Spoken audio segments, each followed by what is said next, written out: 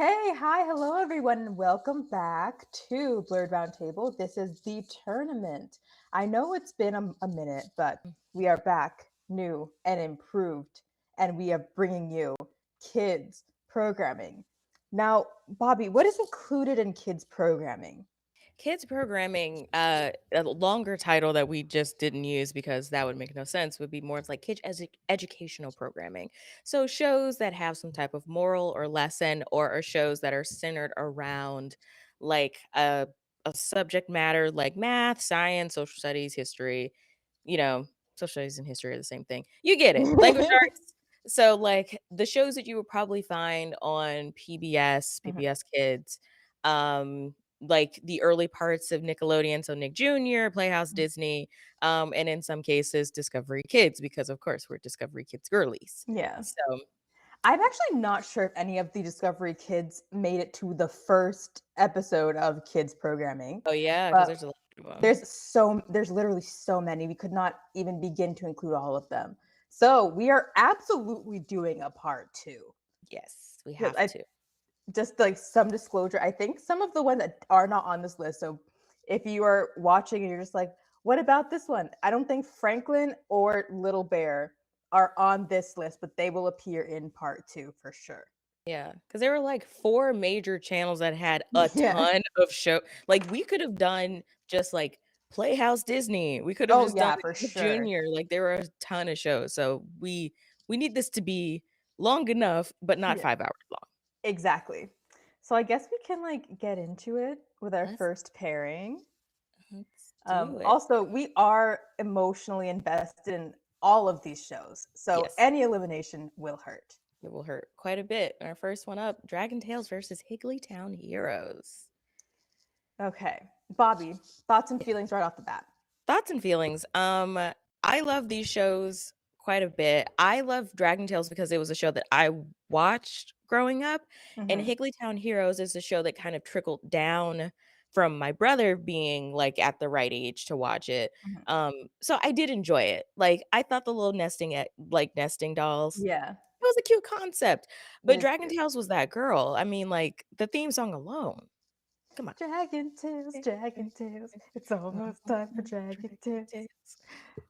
Such a good one. That was good. Momo, thoughts and feelings. Okay, thoughts and feelings right off the bat. My heart is telling me Dragon Tales Yes. because I do like the concept of Higglytown Heroes and like the Russian nesting dolls. That's very unique. I also really liked how the heroes of the show were just like regular, degular, blue collar like individuals, like the pizza man, like a construction worker. It's never anything like like celebrity guest. This is the hero of the episode. The hero. Like Arnold Schwarzenegger, what can you teach us?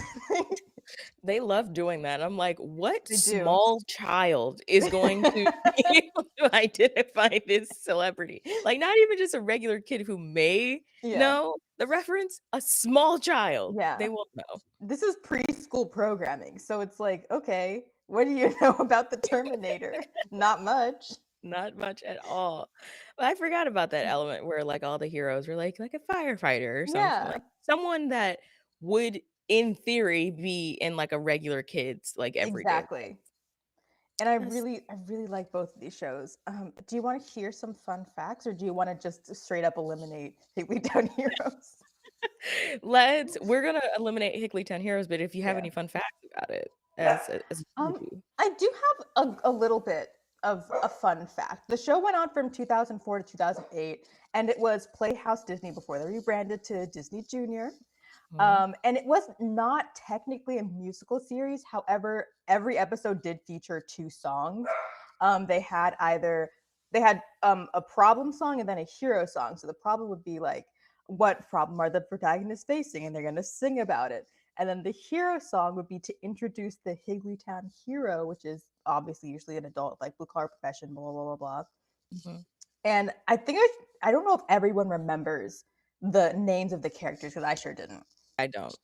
Okay, so we have, I believe, Ubi, which is the blonde hair, blue eyed fella, the biggest one. Mhm. Twinkle, the black girl. Wayne, the black kid. and I definitely thought he was Dominican my whole life. I don't know why He specifically looks Dominican. Dominican, but he does look Dominican. That's funny. And Kip, the little blue one, and then Fran the squirrel. I do remember Fran the squirrel. They loved to use the name Wayne for a black kid I don't character. know why. Is it because of Wayne Brady? Maybe, maybe. But I just want to give it up to Wayne for not being voiced by Phil Lamar. Give it up. Give it up for Wayne. Give it up for Wayne. I mean, we love Phil Lamar, but do. like he voices every single black kid ever. He is the Cree Summer equivalent. Yeah. Like, if Cree Summer is voicing every black girl character, Yeah. Phil Lamar is voicing every black boy character. Like, give it up to Twinkle for not being voiced by Cree Summer. Give it up. Was she voiced by a white girl? Because I feel like she was. You know what? Let me consult Lord Google. Google. Because going off of how I remember her voice, Mhm. I don't think she was voiced by a black person. Lilina Mummy, which doesn't seem like she did anything else other than Twinkle. Okay. So there's a good chance that she was a child. That makes sense. That makes sense. Oh, but looking it up, let's see. I believe she is blonde hair, blue eye. Oh no, not blonde hair, red hair, blue eyed.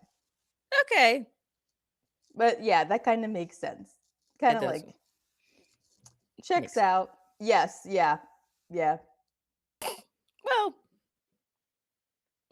Well, it is. It is what it is. It is what it is. They can't be every Cree and Phil can't be everywhere all at once. So makes sense. It's true. Well, and apparently I don't know who her dad is, but if you've ever heard of Bill Mummy, that's her dad. Okay, Bill Mummy. Give it up for Bill Mummy. Yeah. Oh gosh. So that is the end of Higglytown Heroes' journey. It was up against a real heavy lifter. Like that's a hard one. That's a heavy hitter right off the bat. Dragon Tales? Absolutely. That's a tough one. Oh boy. This was okay. Are we ready to move on? We are. All right. Next up, we have Gullah Gullah Island versus Cyberchase. Now, I have never seen Gullah Gullah Island. I think it was a little bit before my time. Oh my god. Probably by like a year or two. Like, I don't think it's not like it was like that far. Let's see. Yeah, it was 94 to 99. Yeah, so I was an infant when it was like probably on. So I don't really have any emotional attachment to it. But Cyberchase, I did love, even though I hated math. Yes. So if I think I'm gonna give fun facts about both shows. So Gullah Gullah Island, I really liked it. It was actually filmed at Universal Studios Orlando, like the Nickelodeon studios at the time. Oh wow. Yeah, on the same set as Clarissa Explains It All. So like they just kind of changed the coloring. So you didn't watch and you were just like, isn't that Clarissa's house? That's Clarissa's Yeah. And the theme song is so catchy. Come and let's play together in the bright sunny weather. Let's all go to Gullah Gullah Island. And it's hosted by Ron and Natalie Dace. I think it's how you pronounce their last name. And it was inspired by the Gullah culture of which Ron was raised in I believe, South Carolina. And it's the first not Disney, Nickelodeon preschool show to center around a Black family. Wow. And I don't, did they go on to do any other? No, they did. They did. But that's cool. And like the big puppeteered frog thing, his name was Binya Binya. And I think it comes from oh my gosh, a Gullah word meaning like local, something like that. Okay. It's a little, it's kind of creepy. I'm not a big fan of puppetry, and puppetry is incredibly prevalent in kids In this programming. I'm like, Incredibly how did you prevalent. love this show if it's based around this big ass puppet? Because I like the stories, they were fun. And if you are interested in watching it, it is available on Paramount Plus to those who have Paramount Plus. That is interesting. I have Paramount Plus only to watch old Nickelodeon shows. I'm sorry, Paramount. I'm sure you make other great original content. It's just for Nickelodeon shows. Thanks so much. Like, honestly, most of the Nick Jr. shows are Nick Jr. slash Noggin shows are on Paramount Plus. So raise your kids right if you got kids and show them some old Nickelodeon like Nick Jr. shows. Exactly. And Cyberchase is going on still from 2002 to 2022, still They got it. going. So it's literally 2 decades old. Oh my god. Oh my god. It can't drink yet, but it can actually, yes, it can drink. It can This drink year. this Oh, next year. next It year. can drink. It can drive legally. It can vote. That's how old this show is. Oh my gosh. And we were around when it premiered. Oh Lord have mercy. Jesus be offense. Sorry, that was me. Yeah. Let me put my phone on do not disturb. um, See. and the show was created obviously to make kids like math. It didn't work. It didn't work for me. Didn't work for me. I was paying attention to the story. I Yeah. didn't care about that math. It's like math is fun. You can do math. That's Mm, not true. yeah, all right. Cyberchase, you lied to me. It's like step aside. Yeah. Get to the story.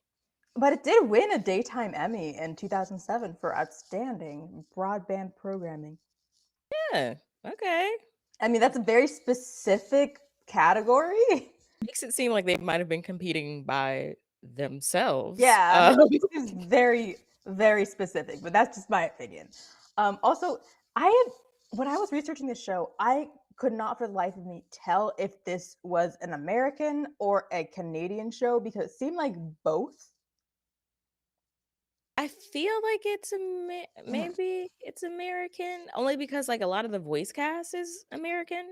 Actually, the voice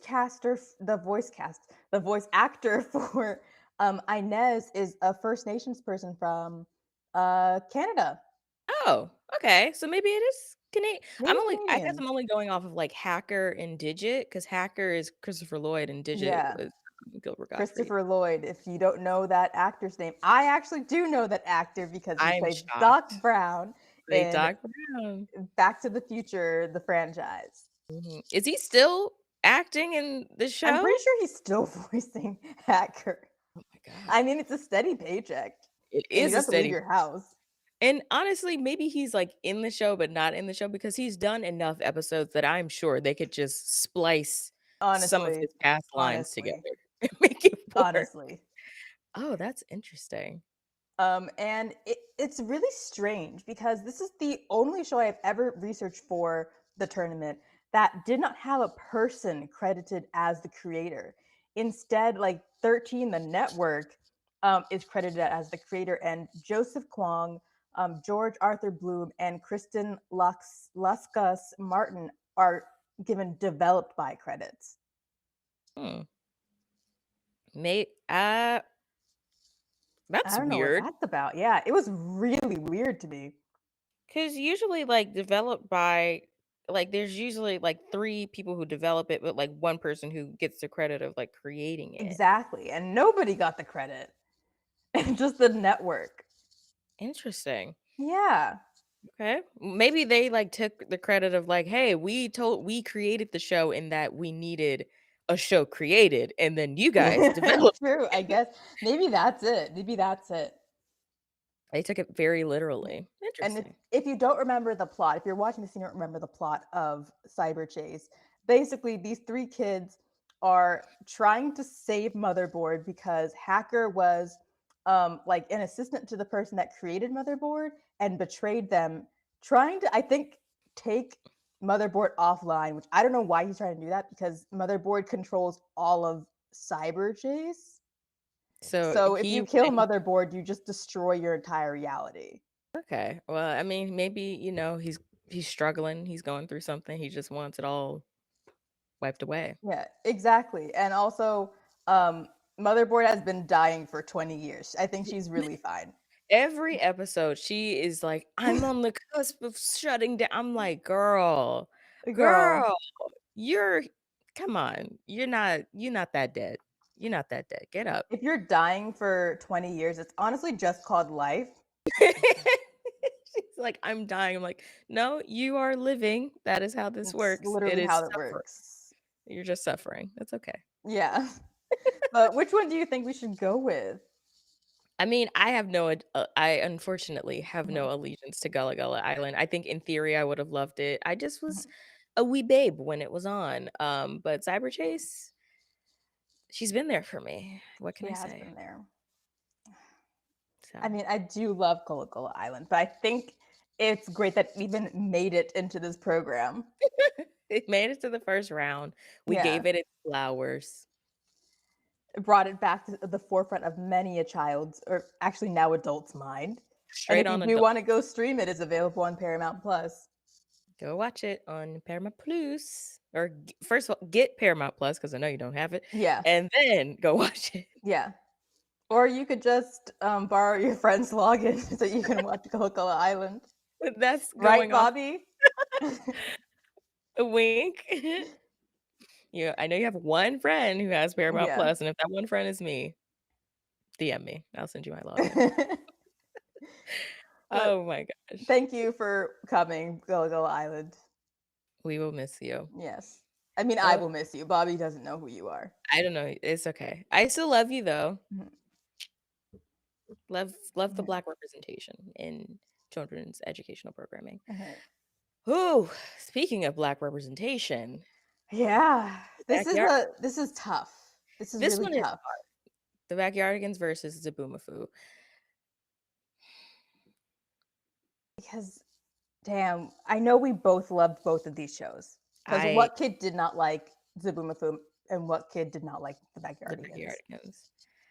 It's so hard to pit two baddies against each It other. is. But we did. That's kind of like the premise of the show. That's the whole thing. That's the whole crux of the show. It's hard because, like, I loved Mhm. Zubumafu. The puppet scared me for a long time. Oh, Uh, no, that's valid. It looks exactly like the weasel from the Suicide Squad. it's It it looks is so much like it. it's legitimately terrifying, and they expected that to be, like, the warm and cuddly character that kids are supposed to love. It's like, "Okay." I don't know what grip puppetry has on the preschool educational entertainment system, but I need Most it to let go. I need you to let go of it. release. Release it. I I have always hated it. I think honestly, when Sesame Street was Mhm. like, "We're gonna have Muppets," every other show was like, "Yeah, yeah, Yeah. us too. Me too. We're gonna have puppets." And I think it's just maybe because, like, Yeah. puppets, they are otherworldly, but also, like, pretty cheap to have. I think it'd be expensive to, like, make a puppet, and not only that, but, like, having to learn puppetry is not easy. It's not. I mean, like, that's going on the crux that you're having good puppets and good puppeteers. You can Exactly. get shitty versions of both of those things for pretty Exactly. cheap. So, I mean, come on. I mean, you can get a sock and that's a puppet right there. It's true. But There's a show that did not make it on this list that's called Ubi, and Ubi it is was just just the hands. hand with googly eyes on What's top, on the top? and that was the whole show. That was the puppet. This is Ubi. Just put eyes on this. That's Ubi. Oh my gosh. They were like, your budget is 50 bucks. Make it work. Make it work. Ah, honestly, I love Zaboomafoo, but Mhm. my heart is with the Backyardigans only because of the taste, It's talent, true. and precision that they brought to every single episode, and it was created by a Black woman. It Like, was. come on. Her name is Janice Burgess, Mhm. or Burgess, depending on how you pronounce it. Burgess. I think she do you have some fun facts for the Backyardigans? I think we've had the Backyardigans on the show already, so I don't have any specific like facts, but I just do want to reiterate that they are all people. They're all children of color. Creatures of color, children of Yeah, color. Like Tyrone is black. Ty- Pablo, arguably Latino? Yeah, le- probably. I would say Afro Latino. Yeah, Uniqua, absolutely black. absolutely black. And then we Aust- get to Austin and Tasha, who. Austin Mhm, gives me like cool white boy, mhm. like white boy with like a bowl haircut. You know what I mean? Okay. Yeah. And then Tasha, I'm getting Asian vibes. Really? I get Asian vibes. Because for both of them, I do get half black. I get um black mom for Austin, white mom for Tasha. Mm, mm. Yes, okay. That does make sense. I do see that vision. I do see Like I that get vision. that very strongly, and I do believe that very strongly. I I'm not gonna fight you on. I feel like we're both right because it could go either way. Mhm, It really could go either way. I just based off of Austin's voice mhm. got the vibe that he was like white boy with a hair, like a bowl haircut. I But mean, I I'm sure the voice actor absolutely looked exactly like that. probably, but I do see the Mhm, black mom like biracial, mhm. and I do see white mom biracial for Tasha for sure. Hmm, interesting. But I think Interesting. I think the winner of this is It's the obvious. it's the backyardigans. Yeah. So as a send up to Zaboomafoo, I do want to shout out that it had like two spin-offs. The spin-off, Be the Creature, because Mhm. sorry, Zaboomafoo ran from 1999 to 2001. They had a spin-off called Be the Creature. I don't believe Zaboomafoo was featured in that, but the Craft Brothers were, Yeah. and that went from 2003 to 2007. Then they had a spin-off called Wild Crafts, which was it's from 2011 to the present, so it's still going on. Mhm. And Zaboomafoo itself is actually a spin-off of Crafts Creatures from 1996. Oh my gosh. They really are, like, adamant about having a fucking TV show, my They goodness. really were. They were like, "We're gonna be on TV and teach these kids about animals, okay? That's Exactly. how it's gonna happen." I knew about wild kratts because my brother loved wild kratts because he loves animals and Ah, stuff, but I didn't know about Be the Creature? yes, Interesting. Hmm. They one thing about the Kratts brothers, they gonna have a show. they are. You have a show. I would like to share that I did think the one on the left was attractive when I was a kid. I no longer hold those feelings. Um, I was just like, "Oh, he's kinda cute," and then that in looking at he's not ugly. He's I just see why you not. would think that. I see why you would think that. You know what I mean? I don't fault little Bobby for feeling that way. I just no longer hold those Those beliefs. sentiments. Yeah, yeah. Yeah. So we Sorry to the other Kratts brother. I'm sure you're great. So for our next two shows, congratulations, the Backyardigans, and thank you so much, Zubumafu For you and your scary ass puppet. puppet that you insist. Oh, oh no. Oh, Momo, no. Yeah, I know. Oh, next up, we got Maggie and the Ferocious Beast versus Arthur. Maggie and the ferocious beast in nowhere land. Great googly In boogly. nowhere land. Right. Come along if you can. Oh my gosh, it's so cute. I loved the idea. Also, for whatever reason, a little white girl with red hair is just like the basis for most Most of these. preschool children's shows. I do not know why. I imagine because they were like, "Oh, well, like, in theory, there might not be a lot of kids with red hair, so it won't be, like, overrepresentation for, like, a blonde character or, like, Mhm. a brunette character, so we're gonna give her red hair because that's something that not a lot of kids have." I I mean, mean, you could have just given her like hair that wasn't natural. but But whatever. she's like a kid like all of us, you know? She It's wouldn't have true. purple hair. True, fair enough.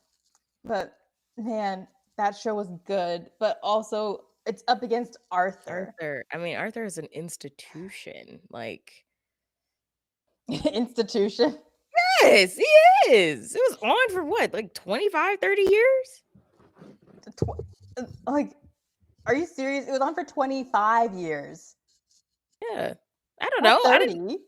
I don't keep track Mm. of this type of shit. Arthur Okay. is old enough to rent a car. That's how old Arthur the show Arthur's is. older than me, so Yeah. Older uh, than me as well. puts it into perspective. He's older than both of us, but I mean, you can't like I don't know. Maggie and the Ferocious Beast was so cute and so Yeah. fun and like imaginative. Like, I love a show where it's just a character just dreaming up whatever they want. Like, and it's something that's so off the beaten path and interesting because it just like it encourages Yeah. imagination in kids, which is so important. It But does. Arthur is Arthur. I I mean, know. come on. I mean, you can use a save. Oh man, this is such a good one. It's such a good show. It is. Okay, how about we don't use our saves until the end of round one, so we can bring two back from the dead. Yes, yes, because every time we do this in the middle, we're like, Yeah, shit, I shouldn't have used my yeah. save. So we can bring two back from the dead at the end of round one. Okay, I think that's a good idea because then Mhm. we'll be able to weigh which 2 are the most deserving Yes. versus in the moment. Mhm. Ugh, I'm Oh, gonna say something controversial yet brave, but okay. I would choose Maggie and the Ferocious Beast over Arthur. I think I would too. I think I would too. I think I did watch Maggie and the Ferocious Beast more than I watched Arthur, but I Yeah. did read the books of Arthur. Yeah, I think, yeah, like, the Arthur Mhm, books were everywhere, and I did watch Arthur a lot because for mhm, me, it was, like, the last thing that they would show on PBS Kids, like, right at mhm. 6 o'clock is when PBS Kids would end, and then they would show, like, I don't know, Antique Roadshow or some shit, um, but Arthur would be the last thing on, and that's what the only thing that would be on after I would get back from, like, extracurricular activities or whatever, so I would watch it, but Mhm, Maggie and the Ferocious Beast, I remember I had a DVD of, like, some of the mhm. episodes, and I wore that bitch out. I love that show. It's so good. And both of these shows had banging theme songs, They really do. Oh, they really do. Ziggy Marley for a kids theme show? A right? kids Right? show theme song? Get out of here. So good. Also, the Backstreet Boys were on Arthur, and we all know I love the Backstreet Boys. Yep. It's so tiny you can't tell it's the Backstreet Boys, but thank you for pointing it out. They're there. But it's still Maggie for me. It's still Maggie, unfortunately. I have to agree with you. I just loved it so much. But It's since it hard. looks like we are going to eliminate Arthur, we can bring it back at the end of round one. It can be So don't be saved. mad at us. It can we're Um, there's no guarantee that it yeah, will be saved, but yeah, it can be. it can be. There's a possibility. Mhm, But Arthur ran from 1996 to 2022. mhm. Um, Just yeah, it just ended like maybe a couple months ago. It's the longest running animated children's series and the second longest running animated series in general. First, obviously, goes to The the Simpsons. Simpsons, yeah. Yeah. It was adapted from the Arthur book series by Mark Brown. And what's really funny is that he originally didn't want it to be a TV series because he didn't care for TV. Yeah, that makes sense. Yeah, but he was persuaded when like he was told that the show would be like the point of the show would be to like promote reading, like to Reading. get kids to read. And a fun fact is that only two celebs have ever guest starred more than once on the show. Hmm, trying to Like think. I'm gonna give you a moment to guess. I don't think you will guess because they're just two incredibly random celebrities.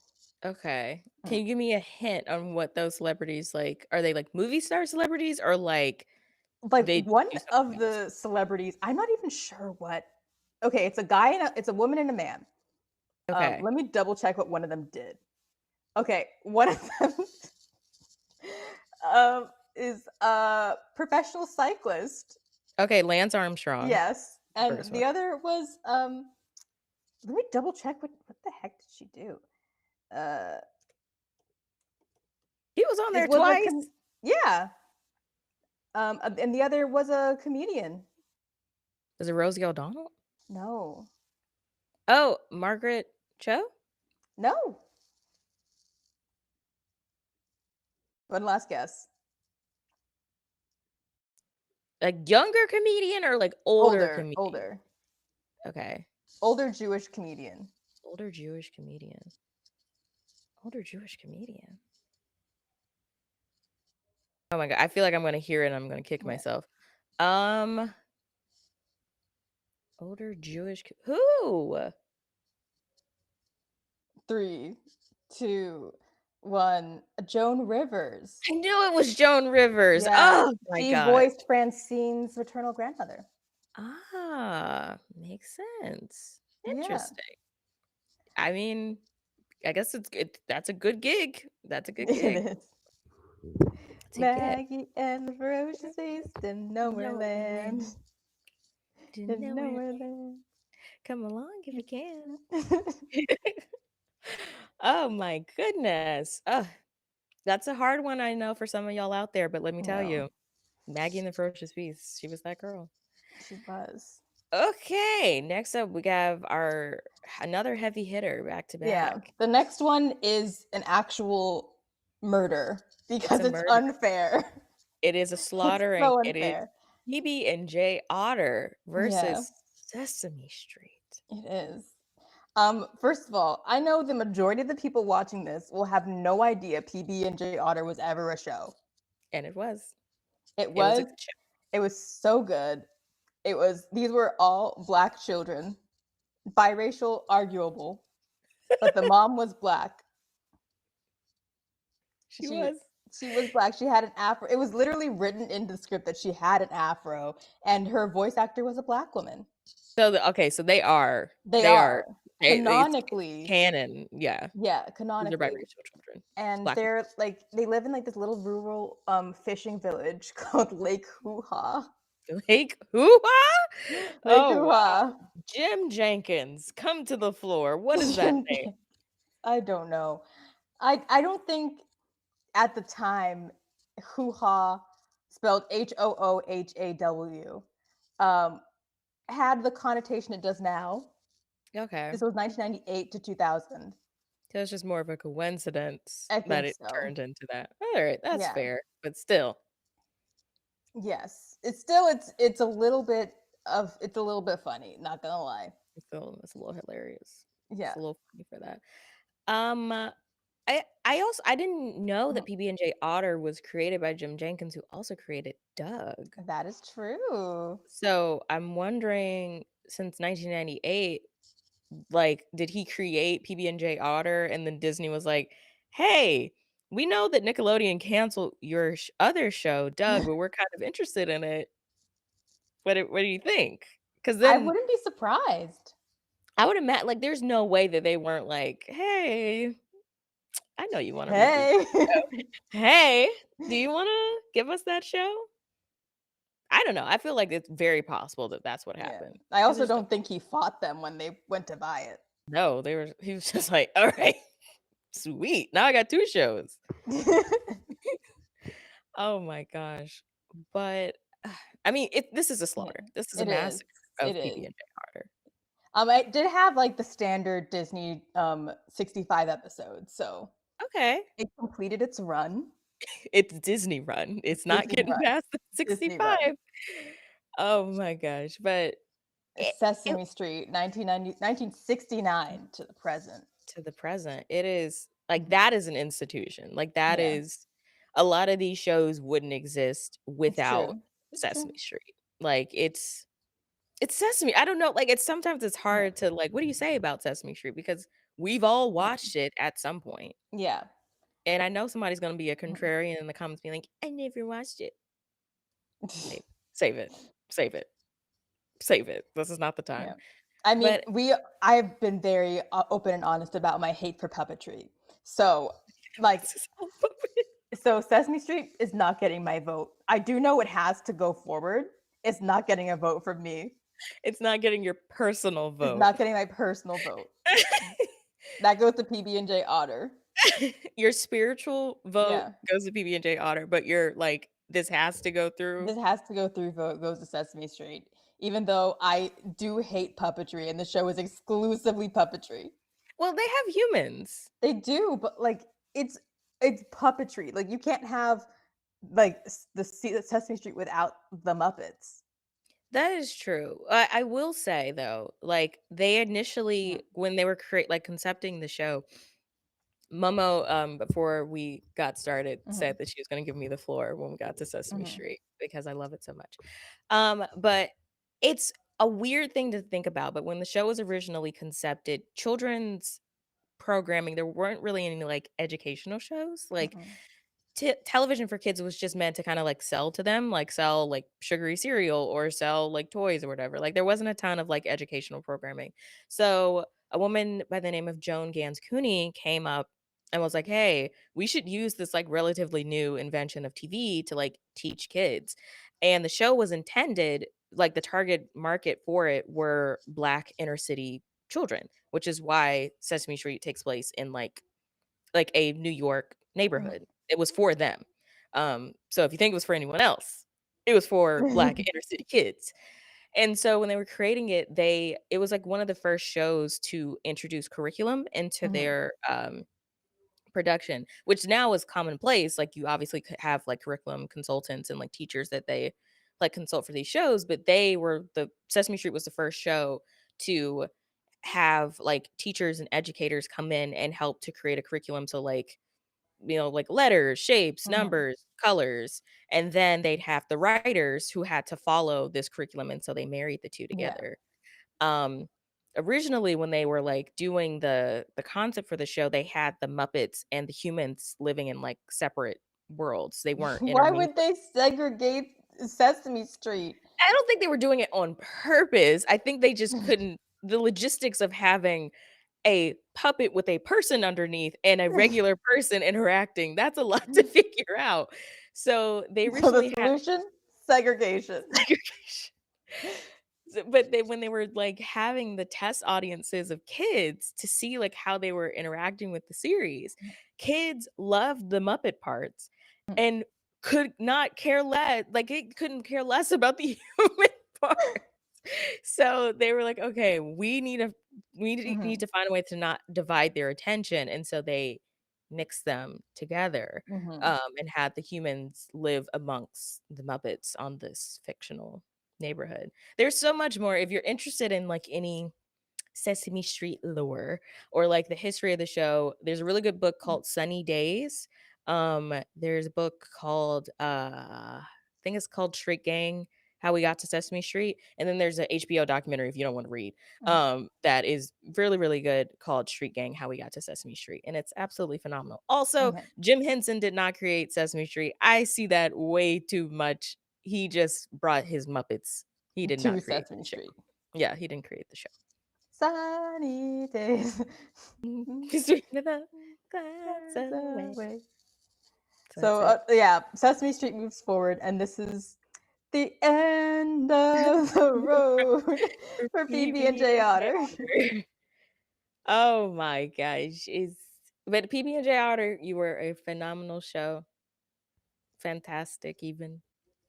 Absolutely amazing. The Use Your Noodle dance. I lived and died by that. Do you still use it today? No. But I still like the theme song. It's more of like a theme beat that was like kind of like a theme in Jim Jenkins's work, where he didn't have lyrics to his theme songs. They were just like a funky jazz beat. He's like, "I don't want words. I just want Yeah, a sick instrumental." exactly. But Ah, we're gonna move on to like our next two shows. right. Shows that I think have kind of left the forefront of a lot of people's minds. Yes, Stanley versus Little Bill. Little Which Bill. I definitely felt like kind of the Mandela effect when I was looking up Little Bill because I thought it was Lil Bill yeah, I thought it was or LIL Bill. apostrophe Bill. That's It's what I thought it Little was. Bill? Apparently, his enunciation was just crap because I literally was like typing Little Bill and like was not getting results, and it was Little Bill, I thought in the theme song they say, like, Lil Lil Bill. Bill. I guess he's just like saying it like a kid would say it, Lil Bill. And I'm imagining Nickelodeon's like, "We don't wanna have a show called Lil Bill." Yeah. Also, like maybe it's because like his like accent from Philly because the show was set in Philly. Yeah, it could be that's very possible. Sorry, Uh, that's my dog. your dog has a lot of, like, opinions on Yeah, this. absolutely. Absolutely. Okay, that's crazy. I really thought it was Lil Bill, but it's Little Bill. Little Bill. Actually, Janice Burgess? I just Burgess, say Burgess, yeah. of the famed Backyardigans was an executive producer on Little Bill. I think she also was, like, Mhm. vice president of production for Blue's Clues too. She just wore so many hats. Bebopping around, and I think she worked at Sesame Street for a little bit too. Oh my gosh. How does it Queen. feel to live my dream, Janice? Queenie. That's Queenie right there. Yeah, if you couldn't tell, Little Bill is a Nickelodeon property, Nick Jr. Whereas Mhm, Stanley was a Playhouse Disney property. mm. It was another Jim Jenkins creation. That makes sense. You can look at it and tell. Jim Yeah, Jenkins was like, "I go for simple animation. Simple lines, no yeah. pupils, just dots." But unlike his other works, actually previous works, this theme song had lyrics. It's a banging theme song. That's why it was forgotten, though. Jim Jenkins' Oh, curse. I Don't need guess so. if a Jim Jenkins show has like, the theme song has lyrics, it's not But gonna it do was well. so good. And it was called My Man Stanley. Look it up. We can't play it. Um, I can sing a little bit of it. Uh, I can't sing the beginning of it because it was really just the people asking questions. But that's right. It's my man Stanley. It's right. It's my man Stanley. Welcome to Stanley's world. We'll help him figure out what life is all about. And he can swim with dolphins. It's Stanley. It's Stanley. Yeah, it's a really, really good theme song. It is And it good. was actually sung by the group The Baha Men. Baha Man? The Baha Men. Wow. And if you don't know that name, you definitely know their hit song, Who Let Who the Let the Dogs Out? Dogs Out? A secretly feminist song. Who let the dogs Yeah. Oh my The gosh. whole point of Stanley was like to teach a lot of issues that preschool kids would face, which is like change, growth, the rules, manners, getting along with friends and family. And each episode focused on like an issue that Stanley was having, but also like put an animal that was related to that issue. Okay, I was like, I thought it was about him going into that big ass book and Yeah. with But the it's like first he'd animals. be facing a problem in the real world, and then jump into the great big book of everything, meet an animal that was going through a similar problem. Okay, so it was So topical. yeah, so if he was like going through an issue of like feeling invisible, he would jump into the book and then like meet a chameleon. Okay. And it'd be like, actually, Mhm. being invisible is kind of cool. It's how I protect myself. And then he Yeah, comes out of the book and he's like, actually, being invisible is cool. That's how I protect exactly. myself. And like a lot of children's series back in the day, I don't even know if it still functions presently, but back in the day, they were all based on like an existing book series. Yeah. And in Stanley's case, it was the Strange Relations children's book series by Andrew Griffin. And with Little Bill, it was based on the Little Bill book series by Bill Cosby. Uh, I think that's what taints the memory a little yeah, bit for me. it does taint it quite a bit. Also, back in the day, children, obviously, like little boys, didn't have hair. No, They did for not have little hair. black boys, bald. Even Bald. little white boys. Look at Stanley with his four pieces of hair. And like Tommy, they love for white boys, they love bald and like little spritz Yeah. hair.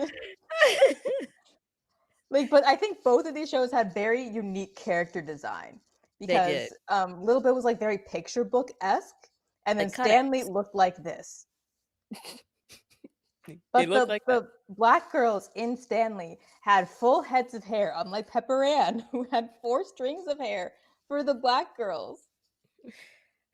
Good on you, Jim Jenkins. Cause Jim Jenkins, he's Mhm. done right with some hairstyles. He Like has. what's her name? Patty Mayonnaise. She had her Mhm. little fro. So she had her little, short blonde fro Mhm, or whatever. And obviously PB&J Otter, mom had an afro. I think mhm. he just likes afros. Maybe that's just easy Yeah. to draw. Yes, can someone look up Jim Jenkins' wife? Let's see. Because I get the hint, the vibe that he might be married to a woman of couleur. Lisa Jane. Oh no, she's very white. Well, I don't know where that came from. Let's move on. So, Well, enough of that. Let's move on. so which show is your heart calling to? I know Mhm, in my heart, like mhm, in any other circumstance, it would be Little Bill, mhm. but on principle, it has to be Stanley, Yeah. Yeah. I mean, unfortunately. we could just pretend like Little Bill was created by Quinta Brunson, who is also from Philly, Right, but like but we the can't. show is called it's got Bill in the It's name. literally called Little Bill. We can't, and doesn't every episode like open with like Bill Cosby like narrating or doing something? Yeah, he's like the narrator. He's also like Little Bill's Little Bill has an astronaut he like idolizes, and that's played by Bill Cosby. But basically all of the like voice actors are actors and like voice actors we know from the Black community, Mhm. including, oh my gosh, what is her name? She plays Bill Cosby's wife in the Cosby Show. Oh, Felicia Rashad. Yes, Felicia Rashad is Little Bill's mom in this. I love Felicia Rashad. Everyone does. Damn it, Bill. You just had to go and be a predator. Yeah. So, I mean, like, it's also good for me because I really do love Stanley, and I love PB&J Otter. So this is this is your redemption. I guess so. You know what? Let's do it. Let's Stanley, Mhm. you go forward, buddy. You and your bald head and your 6 hairs. I mean, this is the one of the like best known little white boys from our childhood. We did not include Caillou on this list, but maybe he'll have an appearance in part two. I know some people get irate with Caillou. I'm like, don't let that little white boy have that much power. He is one of many bad little white children. I think someone should make one of those like alignment tests with like the bald little white children, and you can't include number one because he's black. Oh my god, here we go with this again. Thought we were past this. Whatever. I'm not opening up this can of worms once again. Like obviously Caillou is like chaotic something, but I think Chaotic definitely evil. That's what he no, like no David is definitely chaotic evil. Who is no David? From the book series, like, no, David, don't do that. I Never I have mind. no idea who that is. Anyway, the next pair, Oswald versus Fetch Fetch with Ruff Ruff Ruffman. Ruffman. Uh, I wanted to be on Fetch with Ruff Ruffman so Mhm. bad. It seemed like those kids were having a blast. And apparently there's a girl on TikTok who was on the show and she like talks about her experiences on the show and everything. But Oswald had a really fun Nick Jr. game that like you made Yeah, it was spaghetti so and that fun. spaghetti looked good as hell. So It on did. that alone, Oswald is getting some points from me. Yeah. Also, it's such a relaxing show. So relaxing, so tranquil, very simple. Yeah. Ugh, I listened to the theme song and I'm like, oh my gosh, this has like drugs in it. I felt like instantly relaxed. It's amazing. And if really. you wanted to go watch Oswald, you can if you are one of the 4 people in the world of Paramount Plus. And I'm one of them. So the other 3 of us, let's go watch let's go Let's go watch watch Oswald. Oswald. It was only on from 2001 to 2003. I thought it went on for longer, but that was its run. And the voice of Oswald do you know who the voice actor was? Do I know them? You definitely know them. Are they in other things? They are in other things. I think mostly live action things, though. Do I remember also had a very calming voice? Oswald. Oswald. Mhm. I can't remember. I don't know. The brother of Corey Matthews. In real life, Fred Savage. Wow. I thought you were about to say Wilfred Dell. No, no, in real life. In In real real life, life. Fred Ben Savage. Savage's real life brother, Fred Savage. Okay. Was that like the first thing he did after Wonder Years? It couldn't have been, right? I don't know for sure if it was the very first thing he did. I just know he did do it. Interesting. Okay. Yeah. I guess he was like, Boy Meets World is off. Now it's time for Freddie to shine again. I was Boy Meets World. I thought Boy Meets World was still on in 2001. Was it not? It probably, I think, either ended in 2000 or 2001. Okay. Like, so it might have been some like overlap. Like a little bit of overlap. Um, wow, I didn't realize it was not that long ago. That's crazy. Mm. That's Where was I wild. going with my thoughts? Oh yeah. So the whole point of Oswald is just like honestly a slice of life, day in the life of Oswald with him and his like little wiener dog Weenie.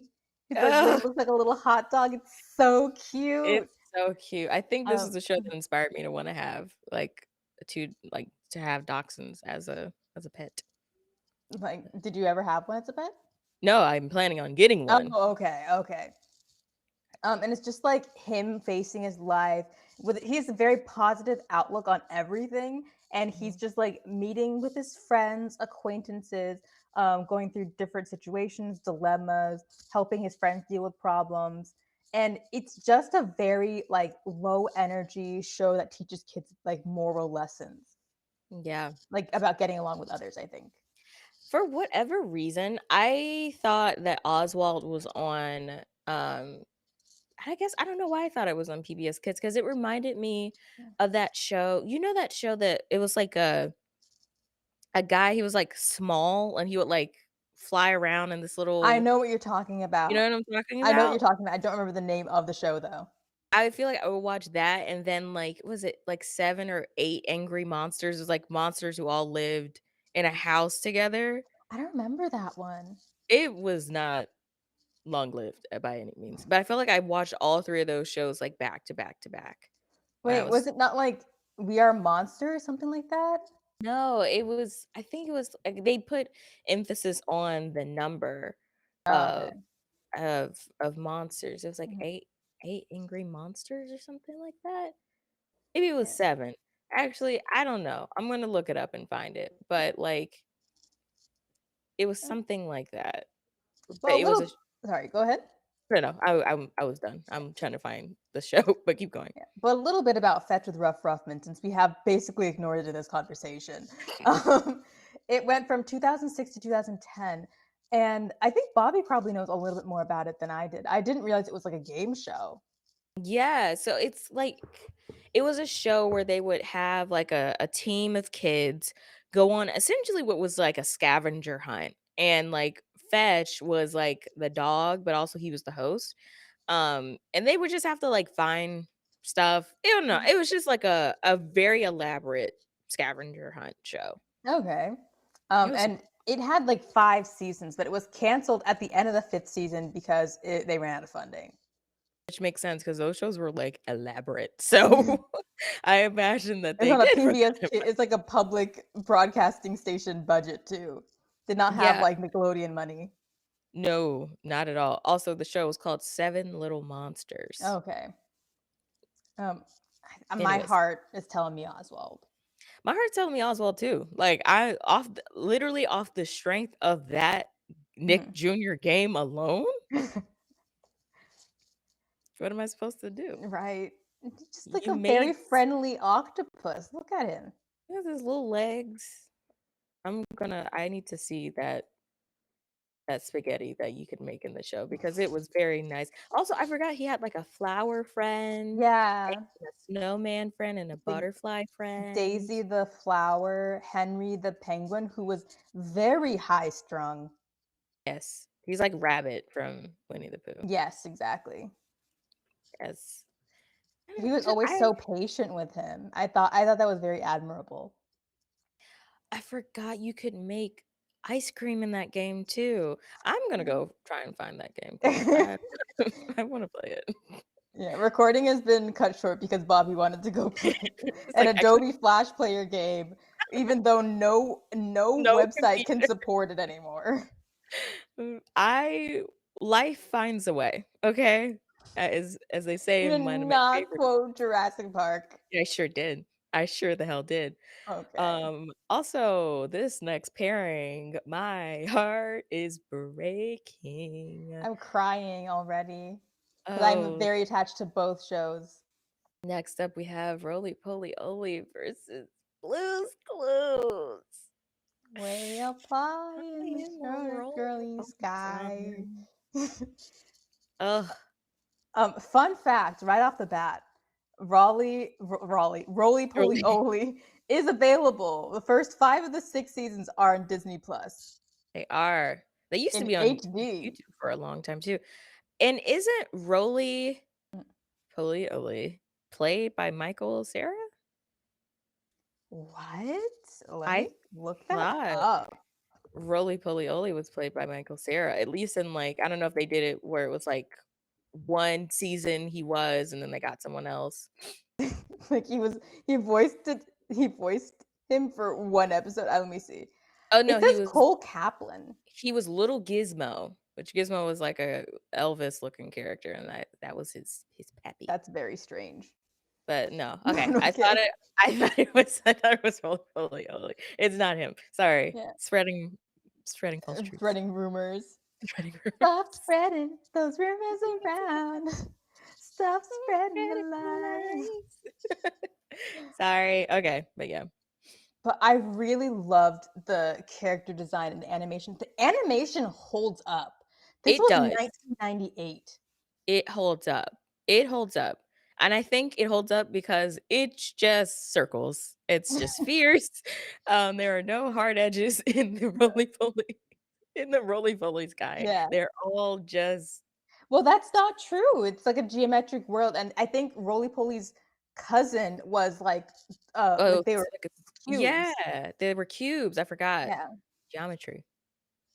like that. The geometric design, like the almost like not future. It's futuristic, but also like 50s style that they Yeah, have. I retro really futurist. liked it. I did not like how the house had eyes that would move. That was just a little bit too reminiscent of puppetry for me. How is it how is it reminiscent of puppetry, I think Momo? because it reminded me of the Wiggles house, which I think also had eyes. That's true. The It's Wiggles is not sentient. in this episode, right? You don't like things that at one Mm, point can be not sentient, then can turn sentient yeah, I out of don't nowhere. like that. I don't like that. You're It's either not my sentient or not. vibe. Mm. Oh my gosh. Such a high concept show created by William Joyce. Mhm. And it won a daytime Emmy, sorry, 2 daytime Emmys for Outstanding Special Class Animated Program, which again just sounds like it was a category made specifically for this show. And they won twice, so It did. eat it, whoever else was in that category. Yeah. But Blue's Clues, I mean, it's Blue's Clues. Holy, It's holy, he's swamping fruit and brown, and and in in the the land of land of curls and pearls and curses cookies, as well as Kid Around. yeah. Okay, yes. Blue's Clues, sorry. Blue's Clues, a show that means quite a bit to I know many of us especially. It didn't have a theme song, did it? Yeah, it was just like "Burn, burn, burn, burn," like, they were just kind of, like, Okay. play a little, like, sting as you're entering the Okay. house, but there Yeah. was no, Yeah. like Not no ro it didn't have the Roly Poly Oly theme song. yeah, there was no proper theme song, but there were plenty of songs in the show, Yeah. so they weren't without music. Um, but d Mama, would you like to share your thoughts on Blue's Clues? I mean, I loved Blue's Clues. For whatever reason, I want to say this before we get into all the facts. If Mhm. you remember the cat Periwinkle, Yes. I feel like I have met so many men in real life that look exactly like that cat.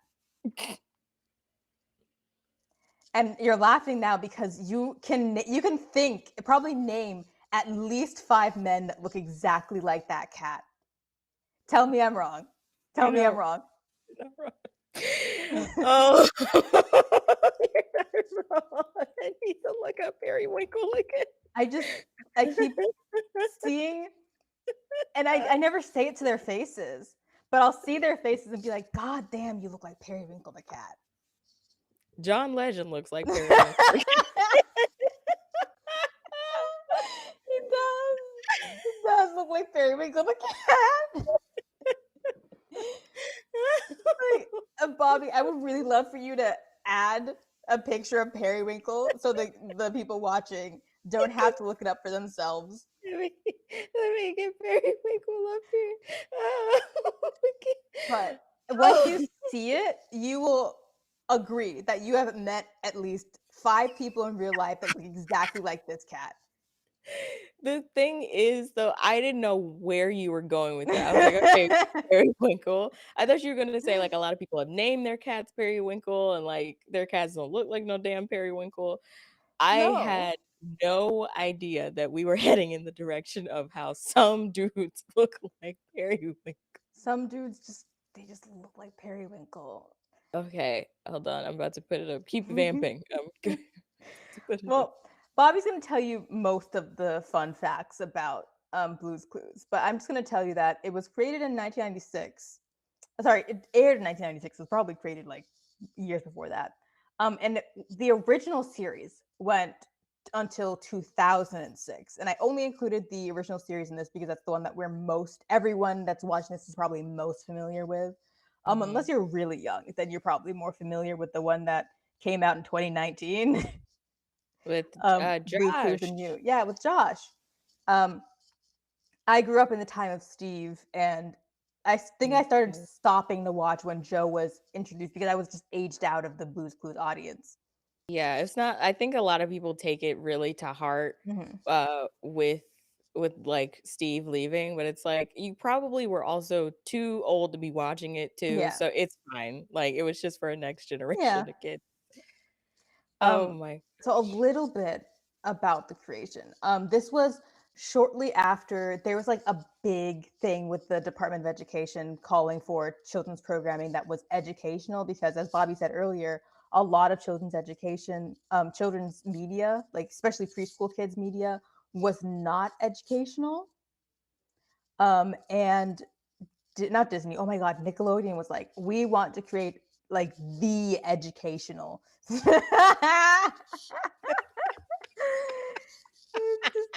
Tell me that don't fucking look like John Legend. It does look like John Legend, but you've met so many men that look like this. A lot of y'all's boyfriends look like this. I didn't want to say that, but that's exactly what A I was lot of thinking. a lot of y'all's boyfriends look like with the eyebrows kinda looking a bit quizzical, but, like, A soft. lot of y'all's A boyfriends lot of look y'all's like boyfriends look Periwinkle like the that. cat, and you should be thankful I have never said it to their faces. Oh I my god. definitely have thought it though.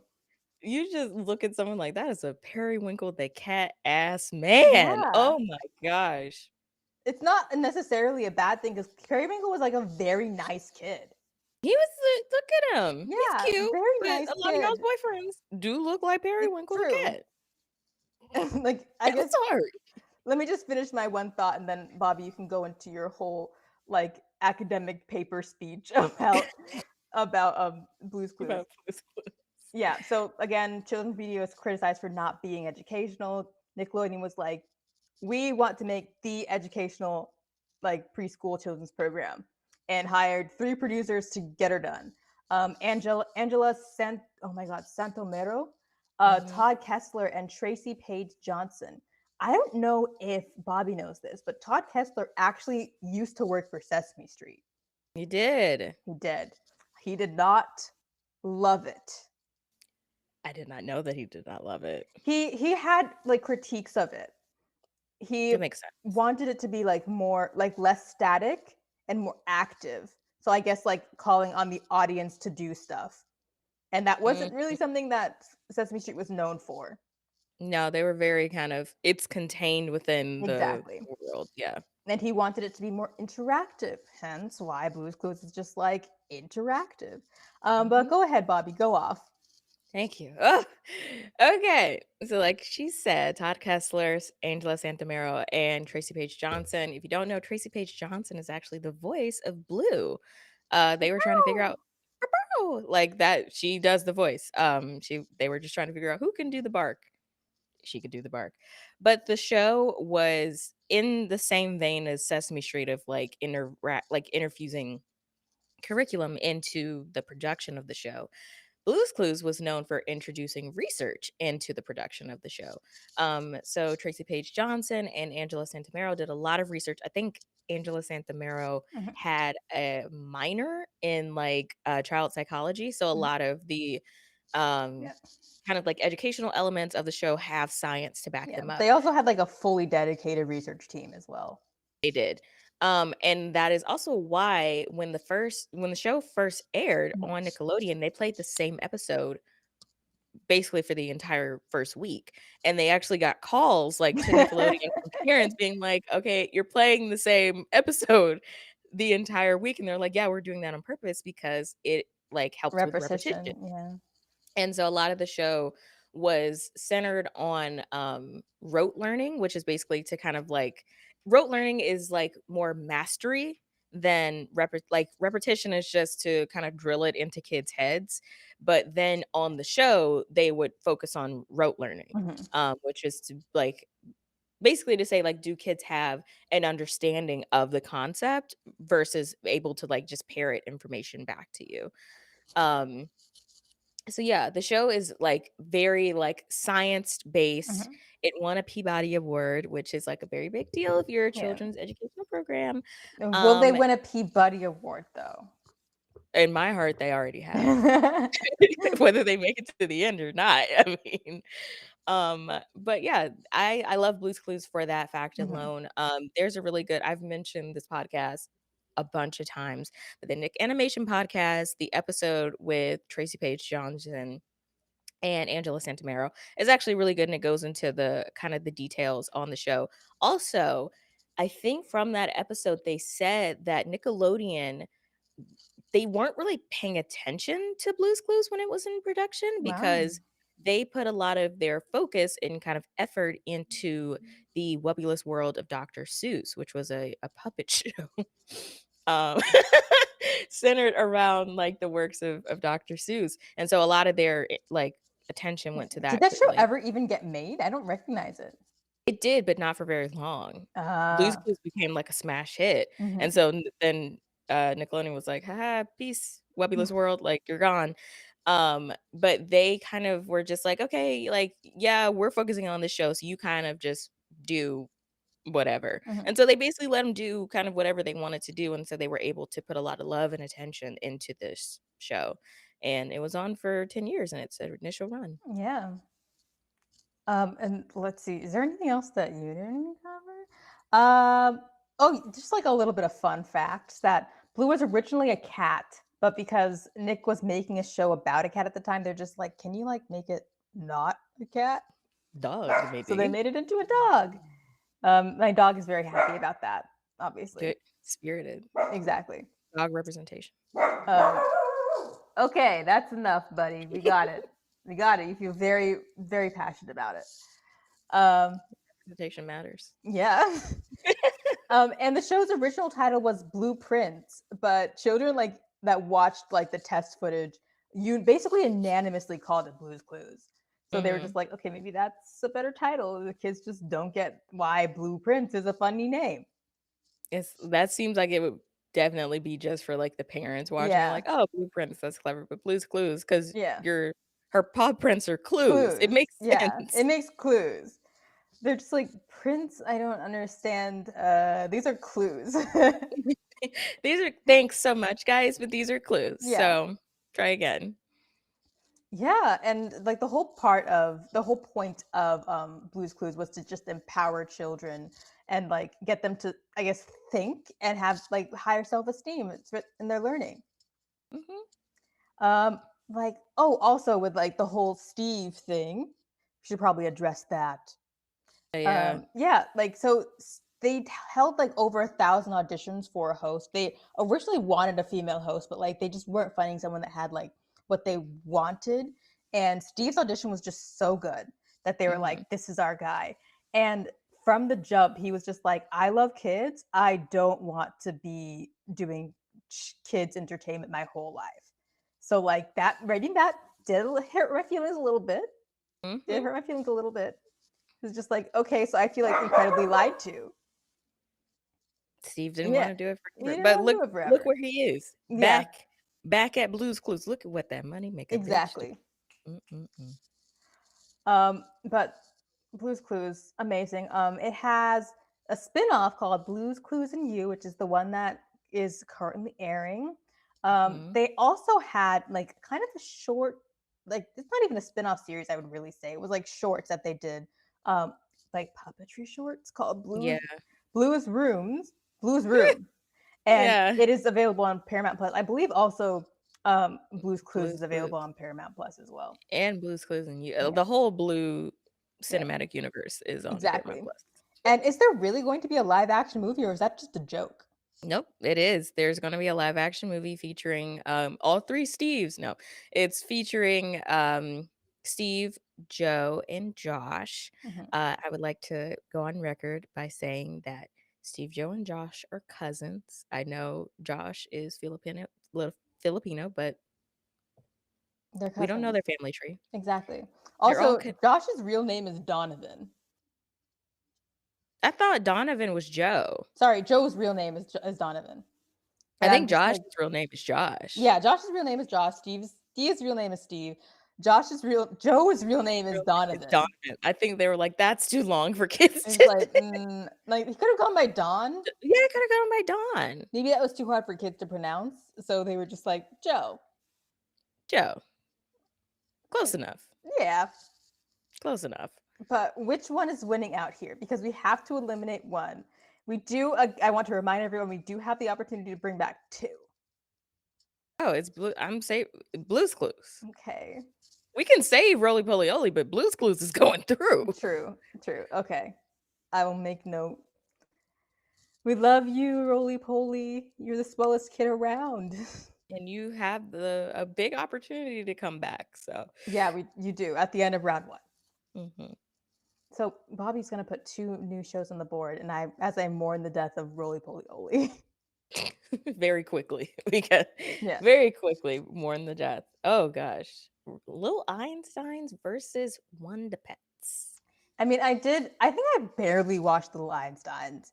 And I did watch some of Wonder Pets. I think they both had really great theme songs. They did. They did a lot of singing on this show.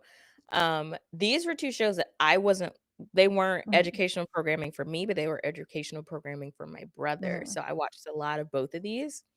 Um, my brother went through a massive Little Einsteins phase. There was a point in time in my life where every single morning before school, we would watch the same Little Einsteins DVD. Um, so I'm very familiar with the Little Einsteins. Yeah. But I like Little Einsteins a little bit more than Wonder Pets because I like the premise of teaching kids classical music. Yeah. I think it's super cool. I mean, they both had classical music like influences. Hold on one second. Okay, there's my dog. I was like, what was he up to? Um, they both had classical musical influences. That's true. I think the word they use specifically to describe Wonder Pets is that it's an operetta, which I Okay. think is like a short opera from context clues. I would imagine so, yeah. So like they both definitely had the classical musical influences, but Little Einstein was specifically to teach kids about like classic music and art. Yeah, classic music and art in, like, musical terms, like Mhm. crescendo and decrescendo, and, Yeah, like I mean, it didn't really stick in my head. Like music just was not my thing, but I appreciate how the theme song had a resurgence on Vine for a short amount of time. oh my gosh, and I feel like it's probably some corner of TikTok Oh, too. I'm sure. I'm sure. I just remember specifically there were a lot of vines using like Little Einstein's theme song, this theme song.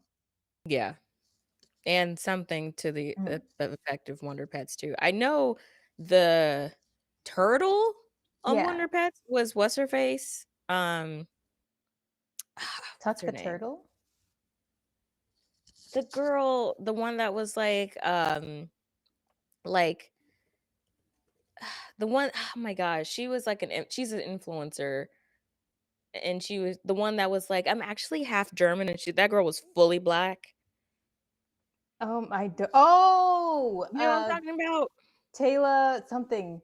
Taylor. I can't remember her name. Tila. Tila Dunn. Tila Dunn, yeah. That's the turtle. Talk the turtle. Interesting.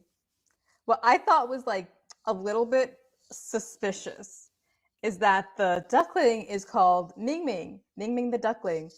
Also is voiced by Danica Lee, who is Asian, Okay. and I'm just like, Ming Ming is like one letter off from Ling Ling. Yeah. And I'm like, what? I feel like the character's name was originally Ling Ling. And then when Danica like got the part, she was just like, no. Is what it is Ling Ling mean something? It's just like a racist term that people like Yeah. call Asian women. Yeah. So it's So like, no. And they changed Ming it to Ming Ming. It just makes me feel uncomfortable. It's like, I don't know if this is the case, but I feel like there are other names you could have named the duck. I mean, go back one letter in the alphabet. L. Just saying. So they It's like probably like literally one letter before that. it's a little too close for It's comfort. yeah, it's like I don't know if this is racist, but I don't feel right. I said it don't feel right. It don't feel good. And then what was the hamster's name? It's a guinea pig. Linny, the guinea pig. Whatever. It looks the same. It's very clearly a guinea pig, but okay. What do you mean very clear? I think if you gave me a guinea pig and a hamster and said which is which, I don't think I could tell you. Okay, Bobby. I feel like that is a bigger issue we should address at a later date. I don't You feel like cannot tell the difference between a guinea pig and a hamster. it's not like they're just so different. Like they look pretty similar. Arguable, but also this was around the time where like there was a lot of guinea pig media for whatever reason. Yeah, there's that Like G Pets, is that what they G were called? it There's was like a the G movie series, G Force. Thank you. G4 they had a whole Yeah, series series around guinea pigs. guinea pigs. But the history of Wonder Pets went on from 2006 to 2016, so had a decent run, That's a long right? time. And it was the creator of Ubi, which I don't super love that. I don't like Ubi because it's literally just a hand with googly eyes, and they're just like, that's the show. I thought that was I don't like it. Anyway, It's lazy. it started as silent shorts about Lenny the guinea pig, like solely about him. But when they pitched it to Nick for like a full series, that's when the other characters were added, and they added dialogue because like they realized a silent 30-minute show was not going to go over for kids. No, they would peace out in 2 minutes. Yeah. So they added dialogue, and all the dialogue was like basically singing. And the original name for the show was Super Singing Power Pets. Can you guess why they did not go with that title? Super singing power pets? 'Cause it's long as hell. Exactly. That's exactly it. That's way too long of a and also when you add alliteration, you, like, make it very easy for people to mess up the Yeah, name of your absolutely. show too. Hey, bud, come here. Come here. All right, he's just doing his own thing. He was like, "I liked Super Singing Power He Pets." did. He really did. But I guess this is the whole, filming from home. Yeah, Work from home. or from Flip phone. home. So which one do you think we should go with? Like they both had like a decent runs. Like Little Einsteins had 4 seasons. I don't know how many episodes. I'm gonna guess 65. Um, Yeah, just going ahead and put 20 in each. Yeah, yeah, probably. I'm gonna guess 65 episodes. And Wonder Pets a 10-year long run. That's crazy.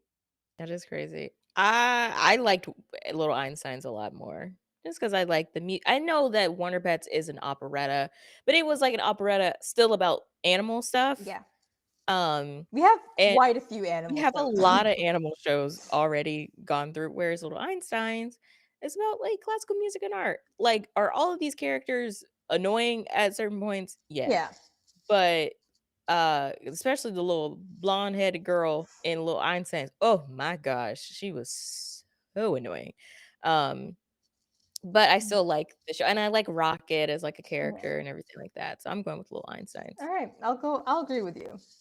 Little Yeah. Einsteins goes forward. This is the end of the road for Wonder Pets. It won't. We won't be saving it. Let's be No. honest. No, it where it is here is where it will be. Yeah.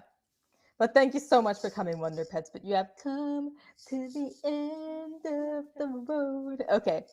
Next two. Between the Lions versus Happily Ever After fairy tales for every child. Oh my goodness. I loved Between the Lions, but Happily Ever After, that was my show. Because Bobby had expensive cable, not just regular cable, but Uh, had access to HBO, which is the only channel that aired this series. that is. It's the only channel that Yeah. aired this series. It is like the same like with like Crashbox or any like Mhm, other show like that. Like that was like HBO Kids. But the premise of this show was basically just like fairy tales. Like, mhm, you know, Rapunzel, Rumpelstiltskin, Little Mermaid. But the twist was that they put like a cultural overlay. So Snow White and the Seven Dwarfs was like an indigenous story. mhm, So like Snow White was indigenous and like all the characters were like based in indigenous lore. mhm, Um the Princess and the Pea, I think was like thing was like a they put like a Chinese like culture mhm, overlay, and they used like would usually have people from that mhm. culture voicing the characters, but they would also be, like, celebrities too. Yeah, yeah. Like Um, all basically all the characters were voiced by celebrities of color. yeah, pretty much. So, it was a really good show, and I think it might be on it's on HBO Max It is for sure, definitely on HBO Max. but I think it also, like, there may be some, like, clips or Mhm. whatever on, YouTube. YouTube, so you can watch it, but it's actually I think it was nice to see those different, like reimaginings of Mhm, these typically very white fairy tales, and like it touched on the fact that a lot of these stories are they appear in other aspects mhm. of like other cultures as well. They just might like go by different Yeah. names. And then Between the Lions was on from 2000 to 2010. And it Gee, actually, yeah, crazy, wasn't it?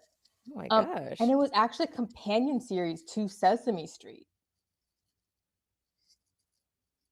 that makes sense.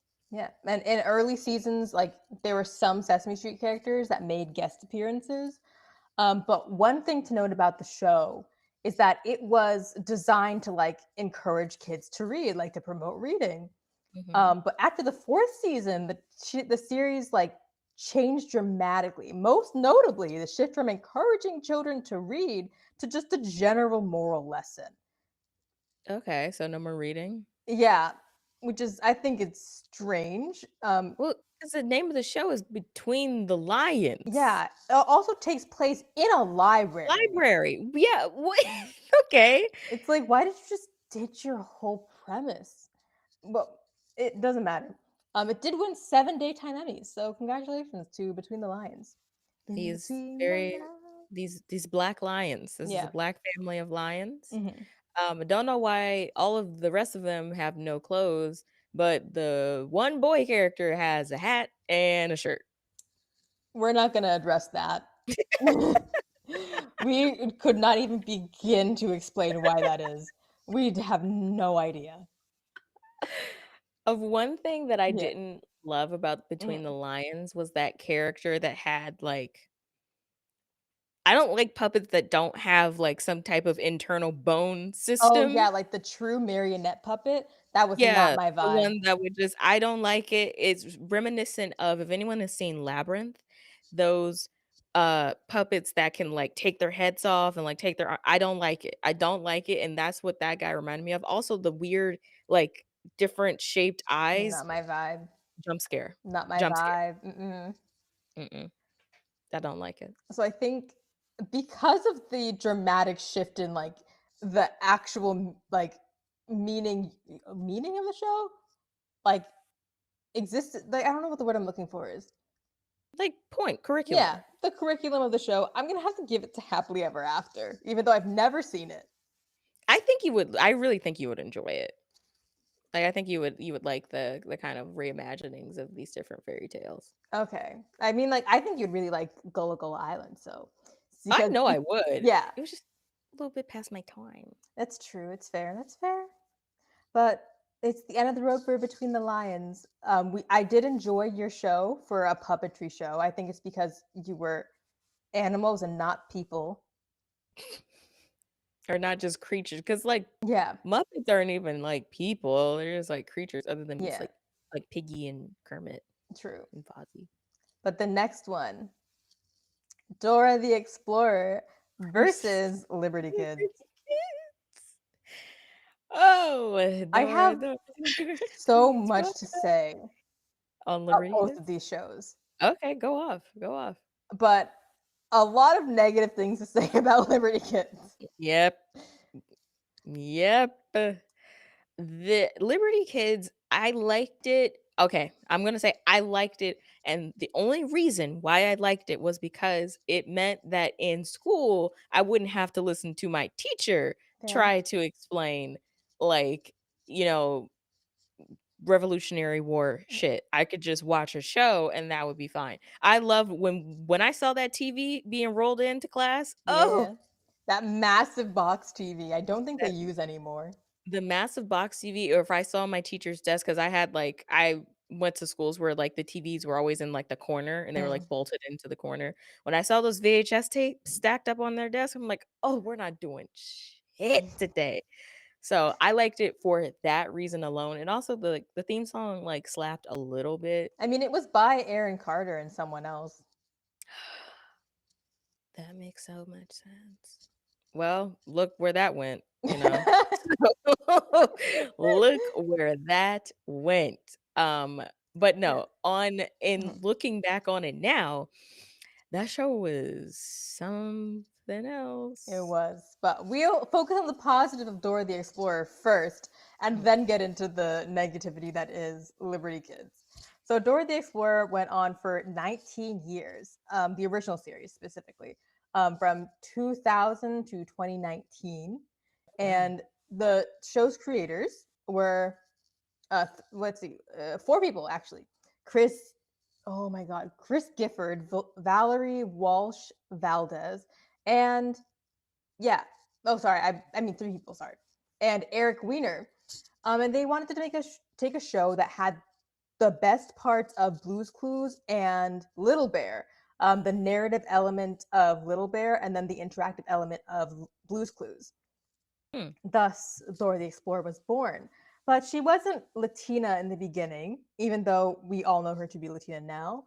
It yeah. was because an executive went to like a conference that talked about the lack of Latina representation in media that like they brought up the sentiment to like other executives, and at first they met with a lot of pushback, Hmm, but after like some time and hemming and hawing, they were like, you know what, we could do something great with this. And then the actual Dora the Explorer was born. Mhm, interesting. It's so interesting that like they borrowed the interactive element. mhm, Oh my gosh. They borrowed the interactive element from Blue's Clues, but I mhm. think Dora became more well known for the calm Yeah, response, like, thing than Blue's Clues was. mhm, That's so interesting. exactly. Um, and executives, I know I didn't like Swiper, but executives also didn't like Swiper.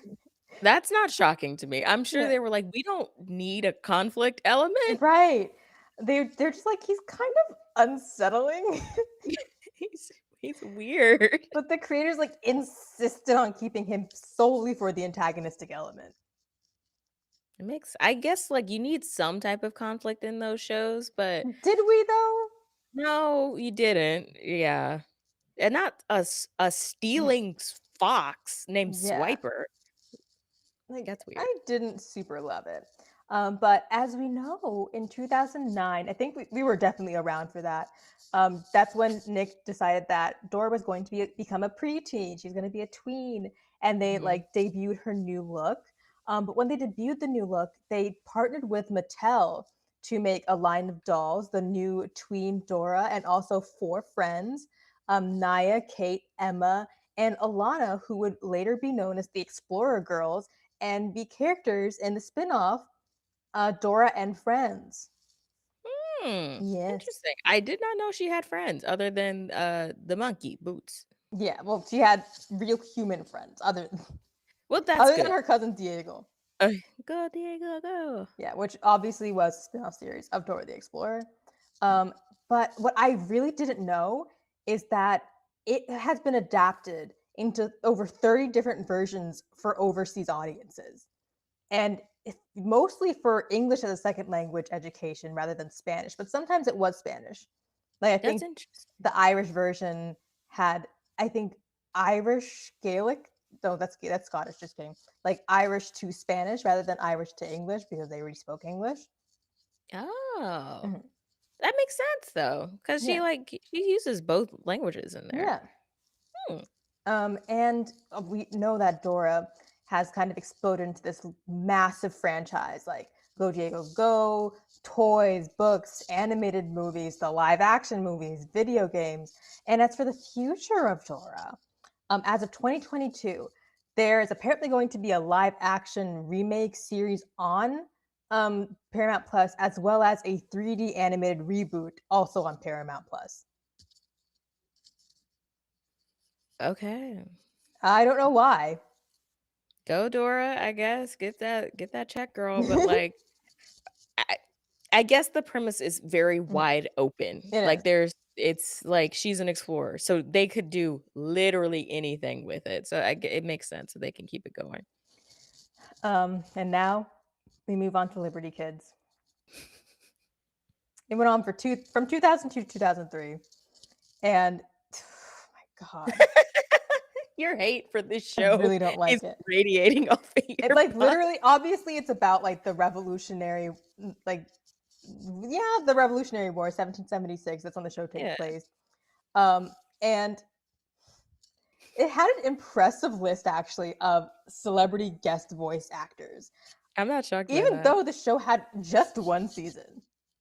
I it feels like when Mhm. educational kids programming comes around, celebrities like love biting at the chance to be like, "Oh, I did something like this," Yeah. like that was it's not just a role like for the sake of taking a role, but it's a role that, I don't know, Mhm. means something. That's meaningful. Like, I want you to guess if you can just like randomly name celebrities off the top of your head. And if any of them are in this, I will tell you. Because there's some of the most random celebrities ever. I feel I have no idea. Trying to think who can I remember being on this show? It's like Meryl Streep on the show at She some actually point? wasn't. Okay. Glenn Close, I'm Damon. Matt Damon, no. Glenn Close, no. I think actually might have been. I didn't take all of them, but I took a decent chunk of them. Give me a couple. Sylvester Stallone, Ben Stiller, Billy Crystal, Dustin Hoffman, Michael Douglas, Arnold Schwarzenegger, Liam Neeson, and Whoopi Goldberg. And remember, all these people are playing people that were prevalent in like the Revolutionary War times. So these people all played either slave owners or adjacent. The thing is, nobody on that list was all that shocking. Exactly.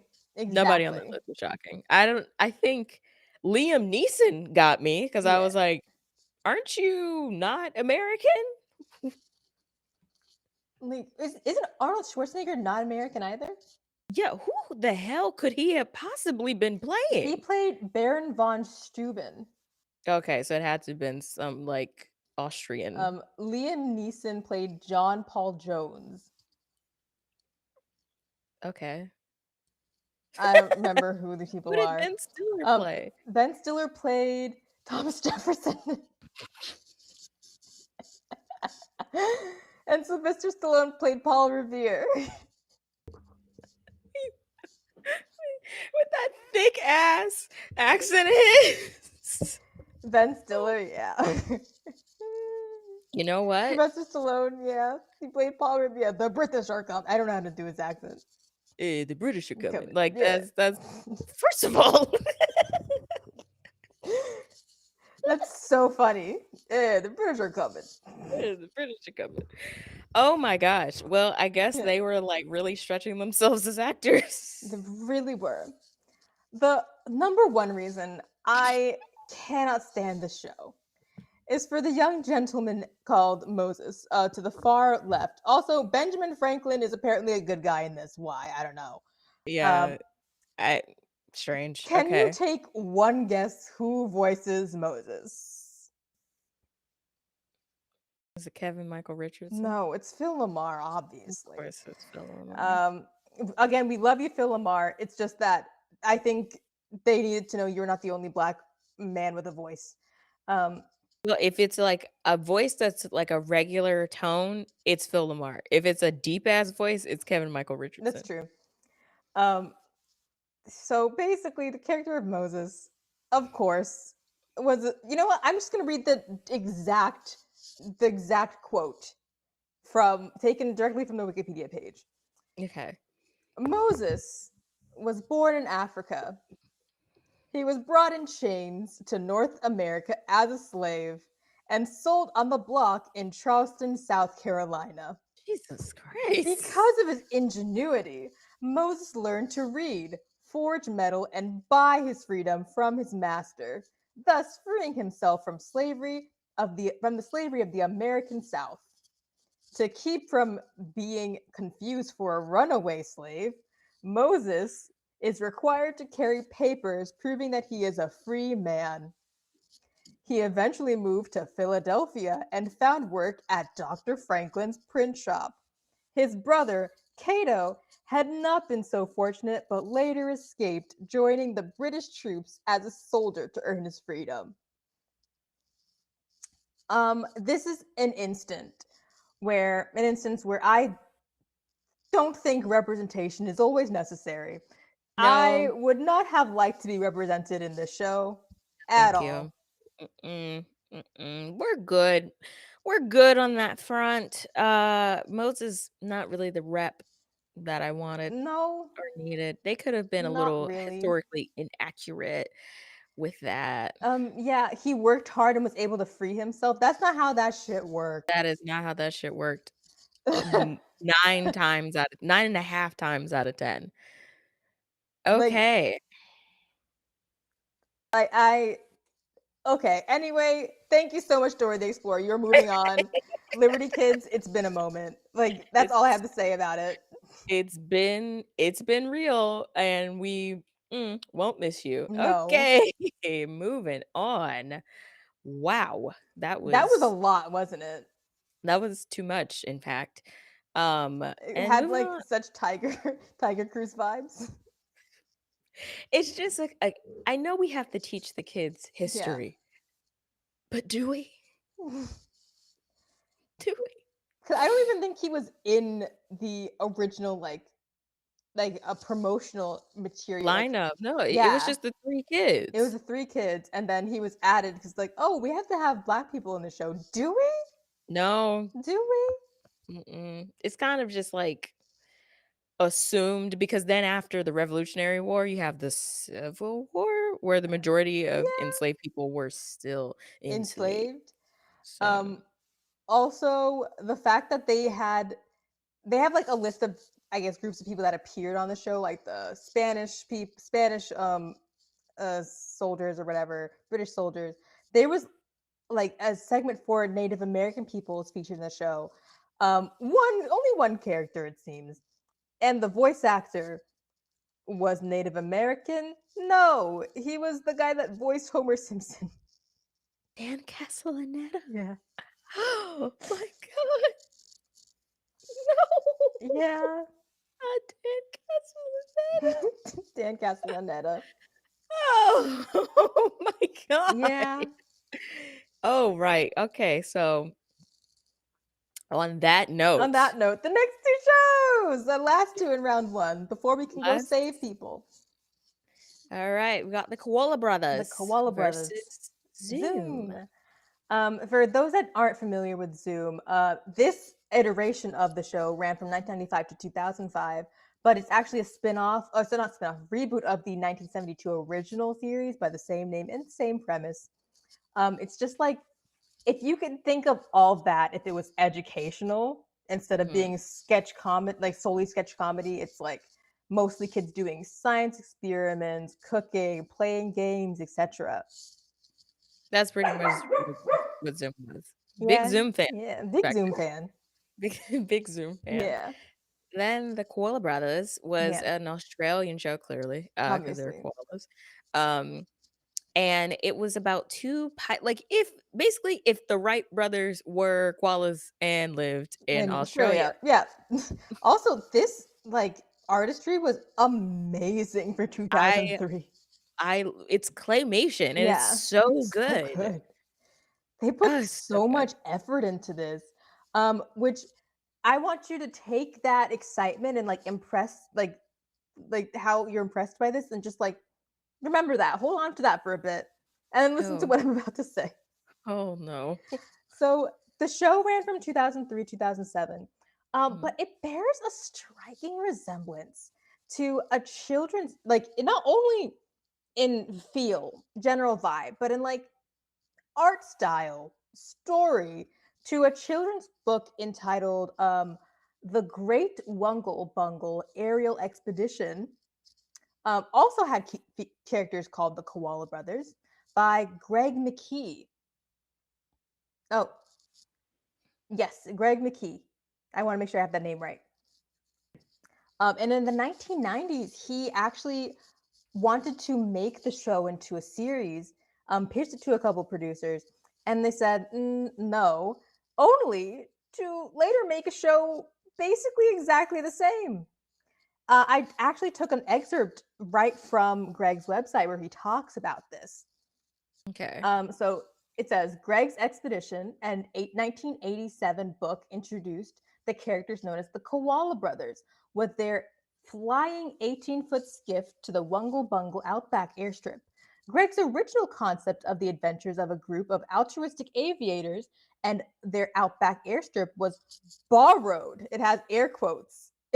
borrowed Borrow? borrowed by a later TV series with the same name as Greg's characters, the Koala Brothers. Greg's TV pitch proposal was shown in 1999 to that series' producers, who emerged with a similar concept years later. Wow. They flat out stole that They shit. flat out stole the entire show from the creator of the book series that inspired it.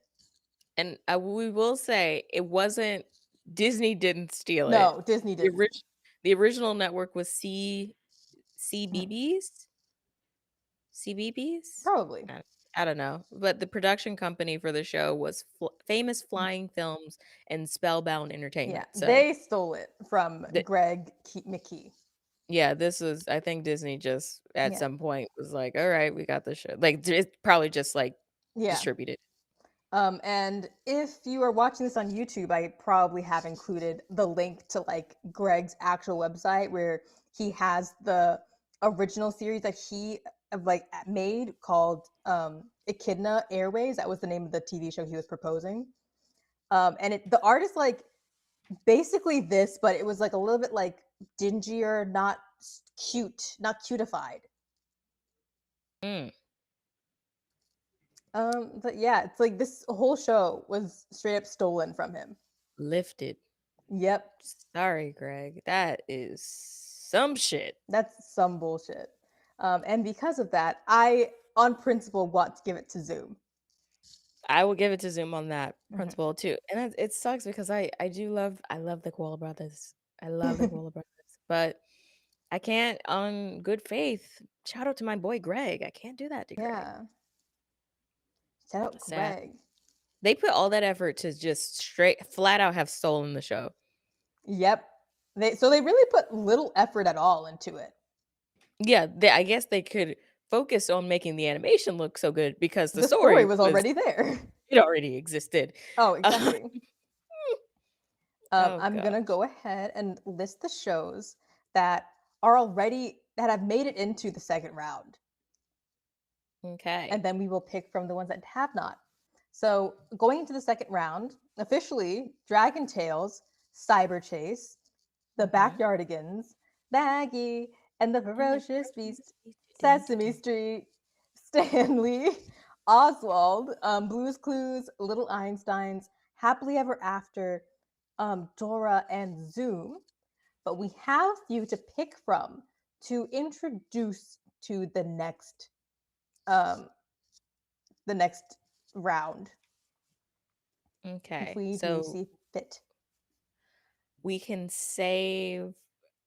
I definitely want to save Roly Poly Oly. Okay. I also want to save Roly Poly Oly. And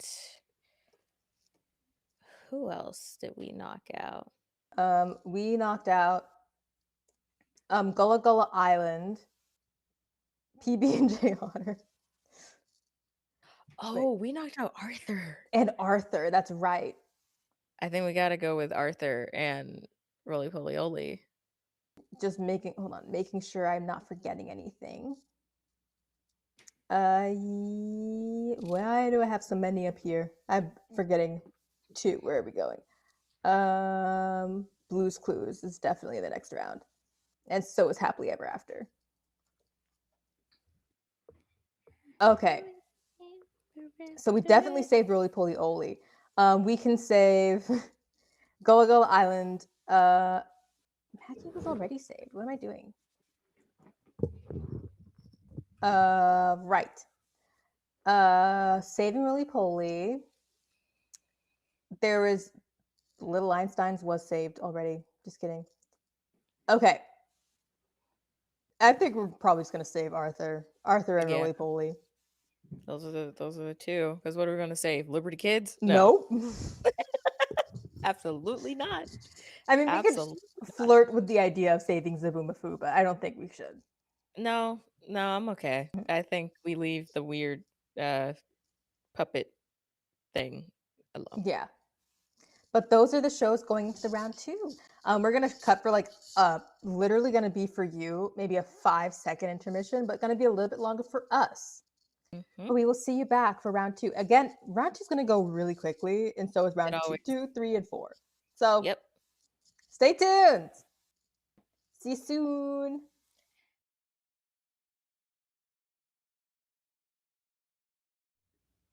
Hello, and we are back. So as you can see, it's now round 2, where things get harder for me and Bobby because we are emotionally attached to everything. Like our first two up. Mm-hmm. Dragon Tales. It's almost time for Dragon Tales. Come along, take my hand. Let's go down Depression Land. We're doing these. Okay, Dragon Tales versus Maggie and the Ferocious Beast.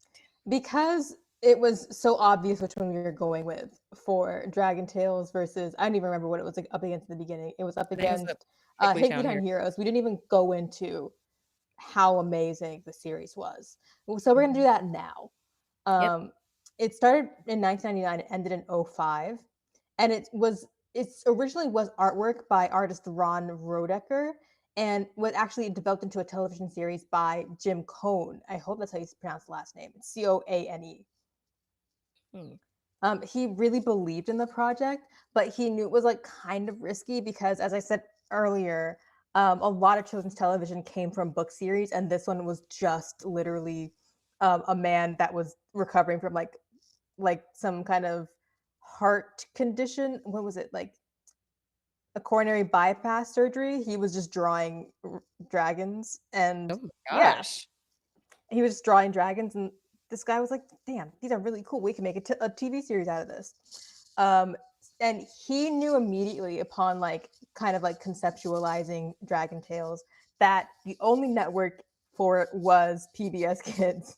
Yeah, it wouldn't. I don't think it would do well on literally any other network. And he never even tried to pitch it to any other network. He was just like, this is PBS Kids. This is PBS Kids. There's no one else for it. And at first, when he pitched it to PBS, they weren't interested. They passed. But then at a workshop, the children's television workshop, he met oh my gosh, what was her name? Marjorie Callens, and she was at the time the senior vice president of programming and production at the children's television workshop. She really loved the series and agreed to partner with his production company, Cohn's production company, to get the $8.5 million grant from the Department of Education. to have it produced through the Corporation of Public Broadcasting. Yeah, Interesting. obviously that's associated with the PBS. Because don't they say like something?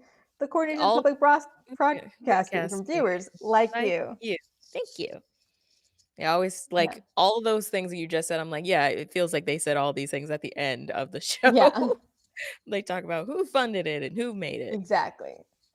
And that they were originally so dedicated, like in the development of the series, once they got the grant, they were so dedicated to like making it educational. They're just like, this is going to be so educational. Kids are gonna love it.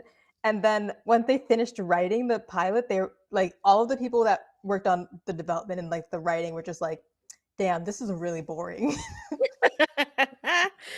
Like this So shit is they like ass. they scrapped that whole concept and they were just like, you know what? Let's make it entertaining and then shoehorn in the education wherever it fits. And that's what they did, and that's what worked.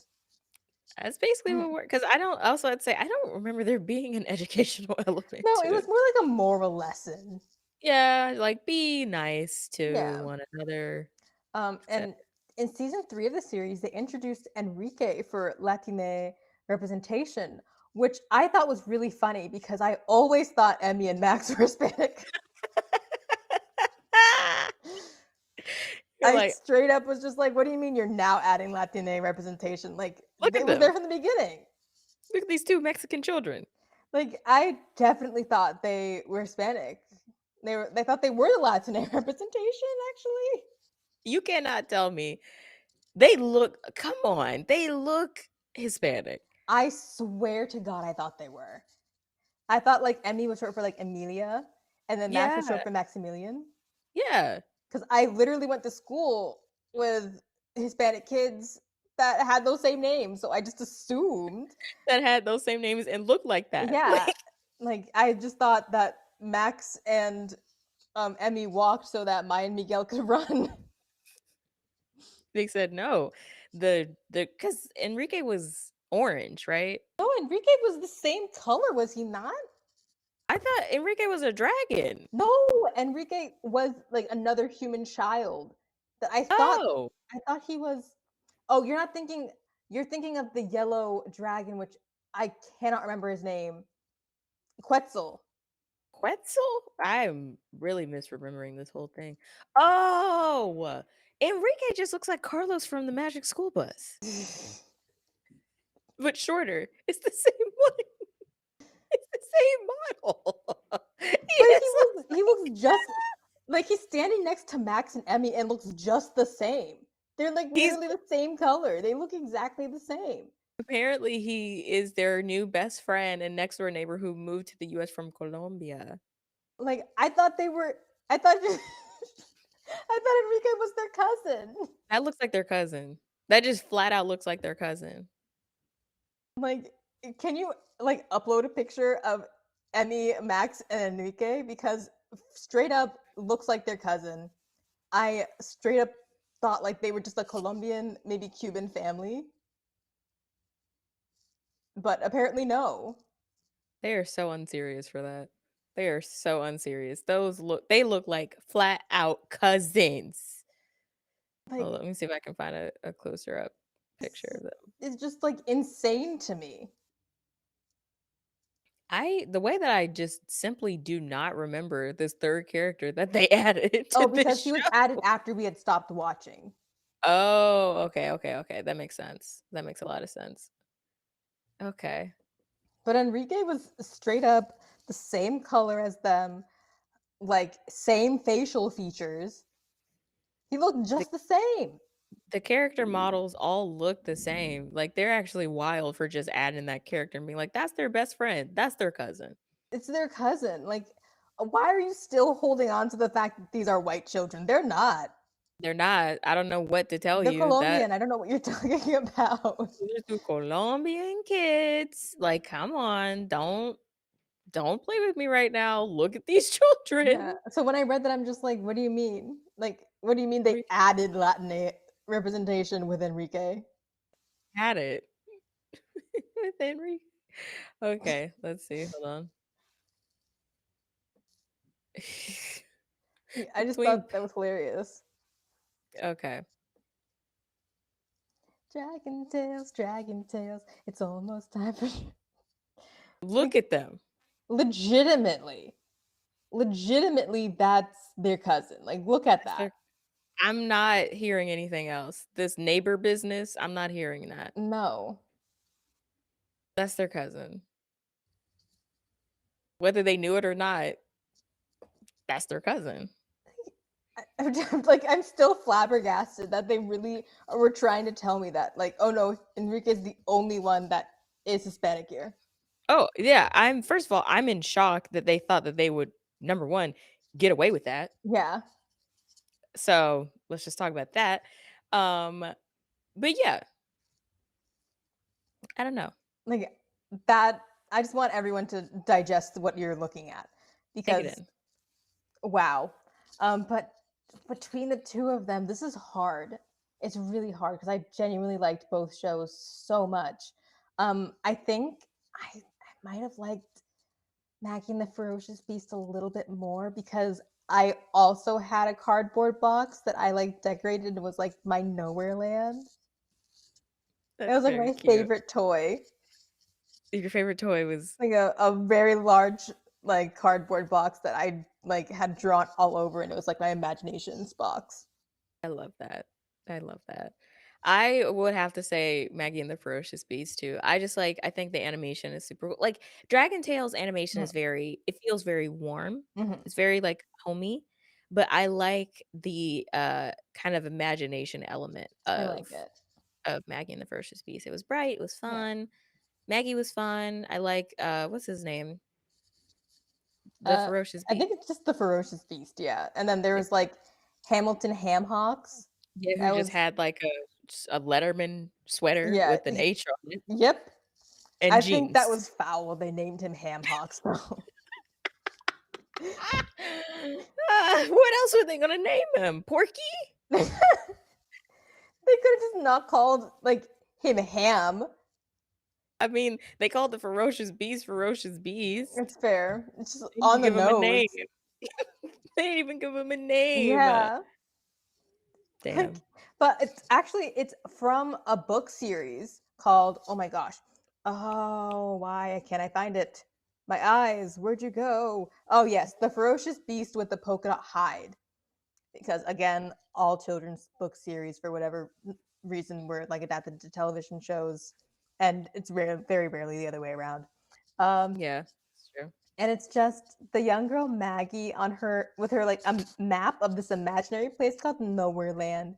And I think one of the elements of the show is that like their adventures rarely ever take them far. Like No, they don't go anywhere. it's just like, "Oh, today we wanna have a picnic." Yeah. She goes all the way to Nowhere Land just for that shit, just to do mundane Yeah. shit. Have a bottle episode every episode. That's exactly what it is. Yeah. I mean, I guess if your imagination, like, you dream up this dreamland just to Yeah. do mundane shit, go off, girl, I guess. But it's really cute. It's so cute. And it actually began as a series of shorts in Canada. I think it's actually a Canadian TV show. That makes Um, sense. which is funny because the pilot episode aired in the US like months before it aired in In Canada? Canada, despite It it again being a Canadian show. it's not all that shocking that it's a Canadian show because I know in Canada there is, like how we have the US Department of Education, Mm-hmm. there's a whole, like, department catered to funding, like, Mm-hmm. animation. Like, they put a very big emphasis on animation in Canada, so it makes sense why a lot of children's educational programs that were animated were Yeah. Canadian. We're Canadian or in conjunction with a studio in Canada. Exactly. Usually Quebec Productions or whatever it is. Yeah. And as of March 18th of 2021, there is currently a reboot in the works. What? A CGI animated because for whatever Of reason, I guess 2D animation is out and 3D animation is in. It's expensive to do, I guess, but Yeah. ugh. And it's going to be produced by I think the original production company Nelvana and Frederator Studios. If you don't know Ah, Frederator Studios, they're very well known for like working on shows like Adventure Time. And Fairly Odd and Parents Fairly too. Odd Parents as well. Mhm. Wow, good on you, Fred Seibert. He was a producer for a lot of your favorite Nickelodeon He was. shows. I actually got the chance to hear him speak at Afro Animation. He's really funny. He's He's really really funny. he follows me on Hilarious dude. Instagram. He follows you on Instagram for True Bobby. True. I don't Oh know my gosh. why. It was before like I just like did afternoon special stuff. I don't know why, but So for whatever reason, Bobby has always been a micro celebrity without knowing it. I guess. I don't know. But now it's the deliberation time. So are we Oh, going? I'm going with Maggie. Oh, Maggie. Okay. There's no deliberate. It's No just Maggie. deliberation. Just Maggie and the Ferocious Beast. Yeah. I'm gonna be honest. I never thought Maggie would make it this This far. far. No, I thought she would get cut in the first I round. so did too. That's why it always matters who you go up against in the Mm-hmm. first round. It makes it because we've had some like what would what could be considered heavy hitters that have gotten Axed knocked in out. round one. I think most famously Batman the Animated Series has been Oh axed in round god. one like twice. Because it went up against Rugrats. What Yeah. was I supposed to do? True, it's true. Ugh. But our next two, I think, are maybe a little bit not as hard of a choice. I've already made up my mind You've on made up your this one. mind? Which one? A little Einsteins. I was I love Cyberchase, but Yeah. I was you know. gonna go with Cyberchase, but I do hate math so much. So I will go ahead and say Little Einsteins as well. Also off the fact that, like you said, Motherboard has been dying for Oh 20 yeah. years. She's straight up just been alive. That's just what it is. Every episode, it's you need to go solve this addition problem or I'm gonna die. First of all, Motherboard has been gaslighting us for 20 Exactly. years into doing math. And I'm still shit at math, Motherboard. Yeah. So what is it? The only thing that could be the saving grace of Cyberchase is that one girl, I cannot remember her name, the live action girl that came at the end to like apply our knowledge we learned in that What's her name? episode. Bianca or Bianca, something? maybe, probably. Like, shout out to you, Bianca. Love you, Queen, but you cannot save the rest of the show. No. Gaslit me into doing math. I won't do it. Little Einsteins, they Mhm. taught me about Mozart and I mean, I also did not absorb any of the information from Little Einsteins, but the theme song was really good. it was really good. And those kids, they could sing. They were a little Mhm. annoying, but they could sing. Yeah. All animated kids characters who are like they have to be a little annoying. They just have to. That's okay.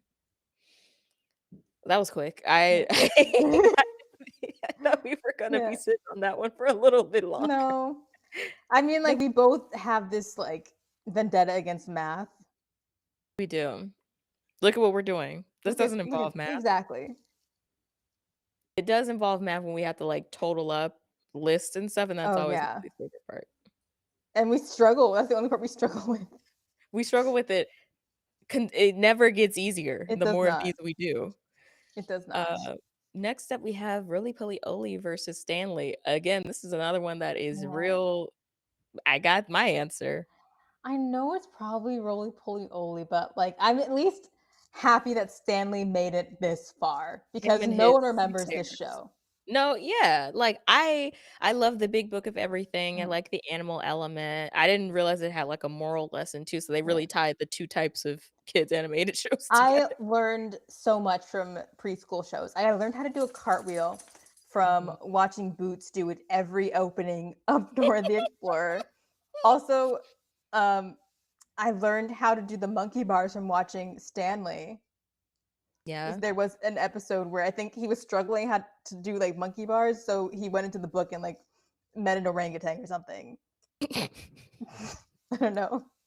And they somehow taught him how to do the Yeah, monkey, taught him how to do the monkey bars. and that was applicable in his everyday life, I mean, it so it was makes applicable sense. to my everyday life. You still know how to do it, I so well, I actually funny story.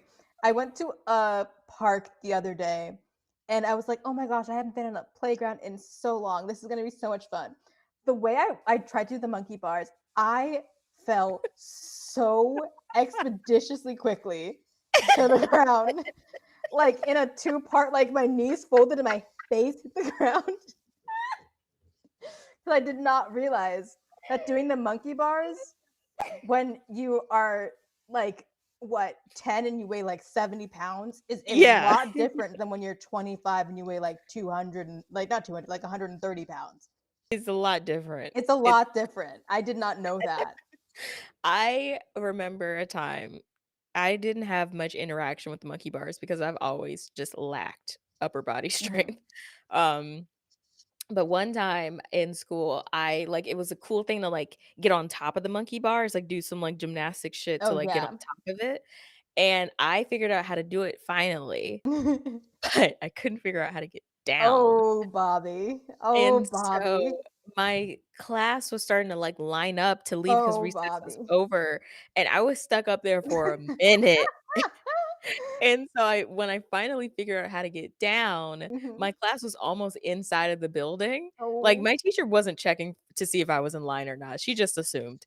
But I had to, like, run to catch up with my class, Mhm. and it was so embarrassing because Oh. I was stuck up there for a good minute, like, it was a while.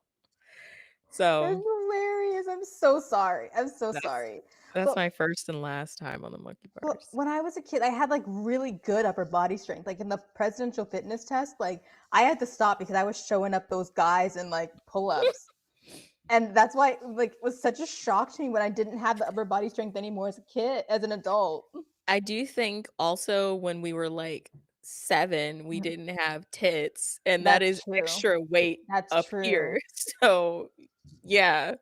I didn't think about that, but you're absolutely right. So, unfortunately, even though I learned so much from Stanley, um, Roly Poly Oly was just the animation for the time 1998. I think I said before.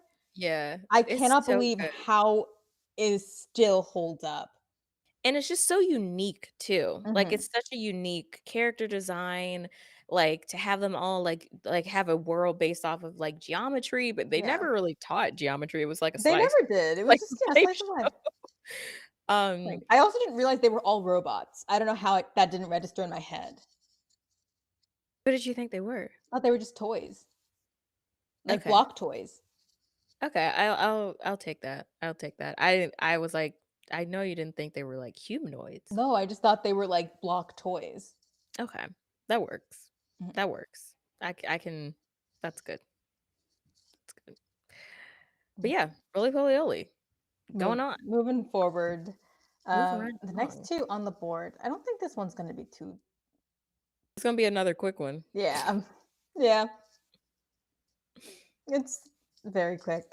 Zoom versus Sesame Street. In my heart, I would vote for Zoom because I did learn how to build one of those like eclipse viewing things from like a shoebox and like a piece of tinfoil. And I did Mm. use it when we had that eclipse in 2018. So everyone was just like trying to look at the eclipse, and I'm just like, I learned this from watching Zoom in 2003. Yeah, so ketchup mustards. I Yeah, already know how to do this. exactly. Yep. But I guess we have to go with the puppetry show. Oh my I mean, gosh. I do love the whole Elmo versus Rocco like situation. That's absolutely hilarious.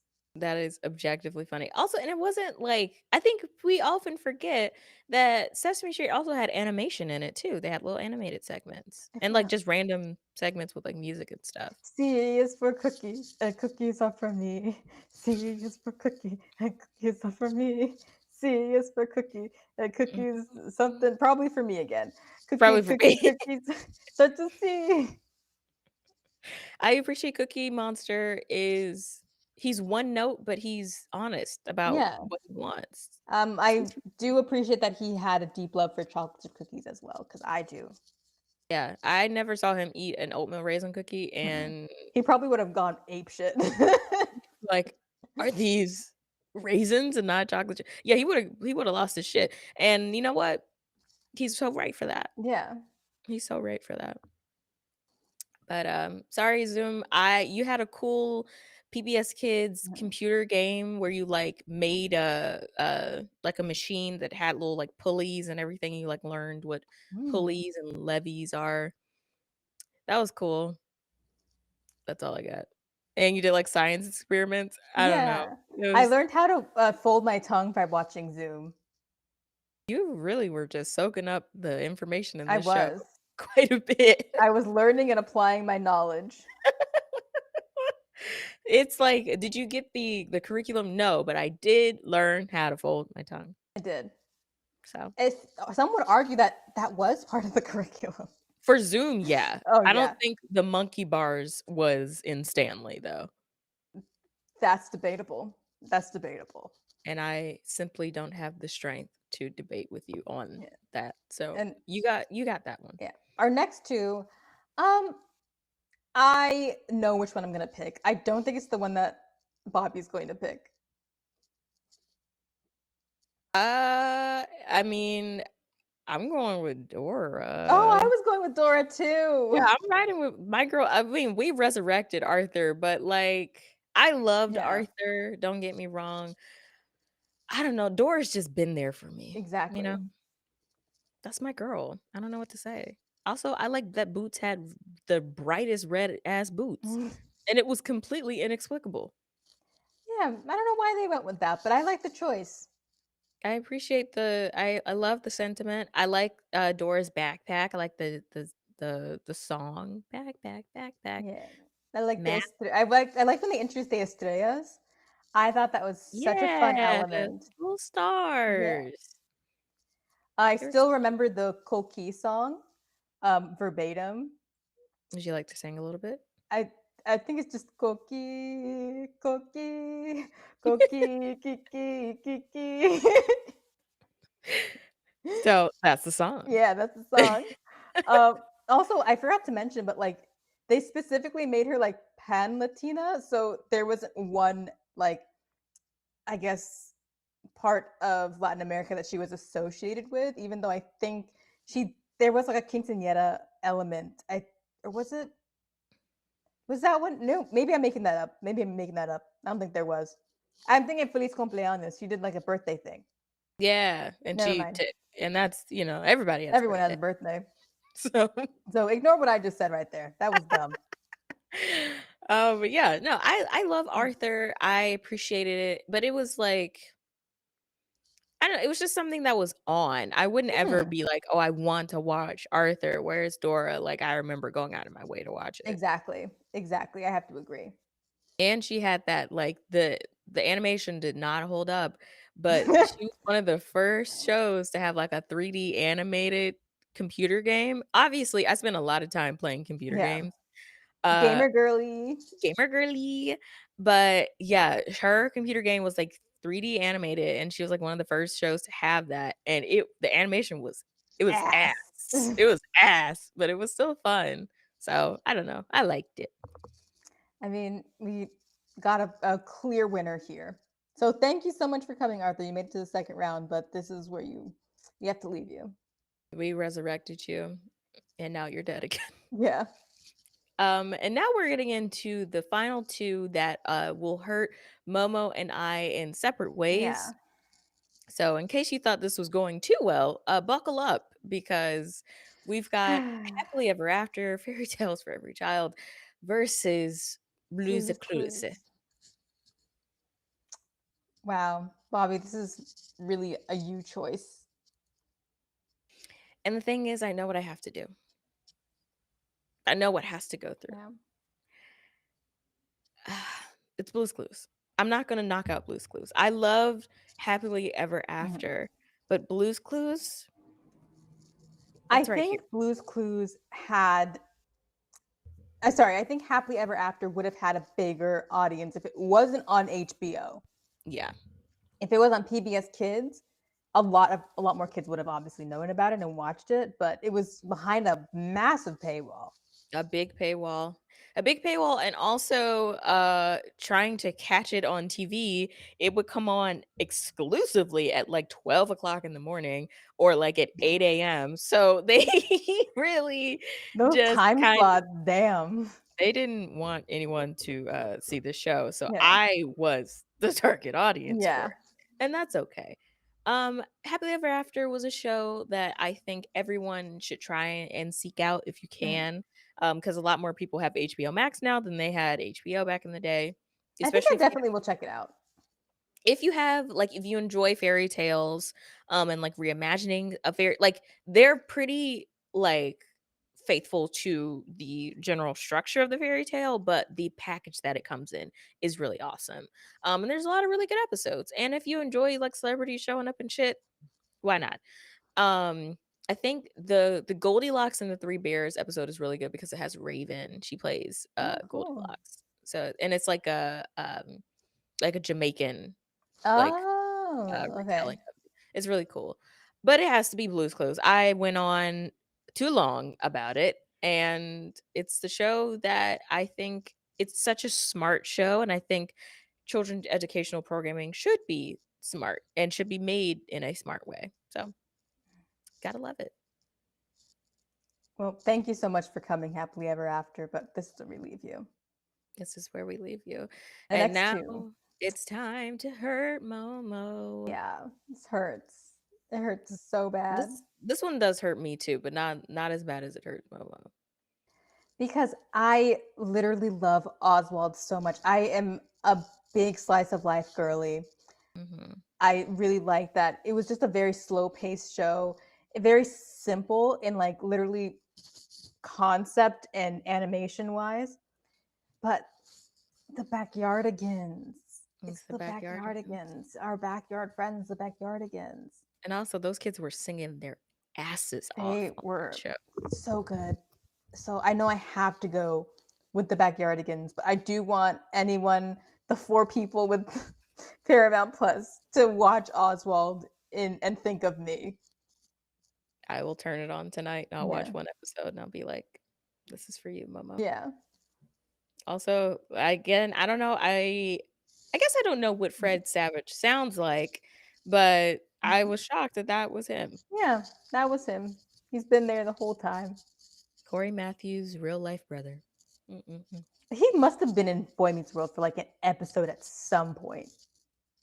Maybe, but also maybe not. Maybe like Ben Savage was like, you're They not gonna be on love my putting show. like the siblings of celebrities in their siblings shows. That is true. And like wasn't Wonder Years was like a ABC show, so maybe They must have. I think they must have at least once. maybe like a little cameo or Yeah. like they put him in the background or Yeah. something like that. Because he would have Exactly. been still his face would have still been recognizable. So someone would have been like, is that the kid from Wonder Years? Like, so they would Probably. have to So if explain he was that. in the background, it was definitely just the back of his head. They were like, don't Fred, don't turn around. Don't turn around. Yeah. They know your face. So Like don't you even don't put have him a wig on him. to put a wig on him. Now he's unrecognizable. Yeah. But yeah, it has to be the backyard again. So I think this is where it could get easy or hard because Yeah. we've got some heavy hitters that are left. We do. We do. Oh man, this is so painful. I'm just going to go ahead and put this in like a random list generator. Yeah. Like there's no human influence for this list. Whatever happens, happens. If we get hurt, we get hurt. We get hurt. That's just how it has to be. Oh no, I'm so sad about it because I really do love Oswald. Like so much. Cause like even the little wiener dog that's an actual like hot dog, that's so cute. The fact that his dog's name Weenie, because that's Yes, the dog's adorable. name was Weenie. Oh, So Weenie. cute. So cute. Y'all are crazy for that. I Weenie. know. And He's so Weenie was cute. played by Debbie Derryberry. Wow. Who is the Cool. voice of Jimmy Neutron. Oh, I think all she did was bark, so Good for her. good for her. Crystal Scales. That name sounds really familiar. Okay. So we do Oh. have a couple of pairings. Like the Okay. first pairing, Backyardigans versus Sesame Street. I know. I know. I know. Oh wow. Oh wow. Oh wow. Oh wow. Yeah. I mean, I have to go with Backyardigans. I do. I can't go against Sesame Street. It's just not in my nature. I can't do it. I cannot do it. These are the literally no one would have known, Momo. You didn't have No. to you didn't have to do I've had this. it run. I ran it twice. You didn't have to do this. I did. I did. I can't go. I love the Backyardigans Mhm. down. I love that show so much. I cannot put it like Sesame Street. Sesame Street needs to be top 4. I don't know where it's gonna be in top 4, but it has to be top 4. Like we could do this. Because how many do we have left? 6? We have 10 left How do we have 10 left? because we had 14 and we cut 7. Wait. No. There's no way we have 10 left. We have like 6 shows left. Oh, I'm just really bad at math. We have 6 left. No, we have 7 left. We have 7 left. I'm really bad at math. We have 7 left. Can we just look at the 7 all together and pick our least favorite 3? Okay, I think my least favorite 3 because we have 7. Backyardigans, Maggie and the Ferocious Beast, Dora the Explorer, Roly Poly Oly, Sesame Street, Little Einsteins, and Blue's Clues. Tell you right now, little Einsteins, I love you. Yeah, You we can gotta axe go. that for We can sure. axe that one. Like the Roly Poly Oly is such a great concept. It is a great concept. But do we love the animation We more than we absolutely love do. the show? I don't think I can tell you an episode I remember well. I just think that I just like the look of it. I love the look. I love the bright colors, I like the concept. But I don't think I could tell you anything I learned from it. Yeah. So I would I I would say maybe 7. We don't do top 7, We do but top 4. we do top 4. Mhm. So I would probably get rid of Roly Poly Oly, Okay. unfortunately. We have to get rid of one more. And we're down to the Backyardigans, Maggie and the Ferocious Beast, Dora the Explorer, Sesame Street, and Blue's Clues.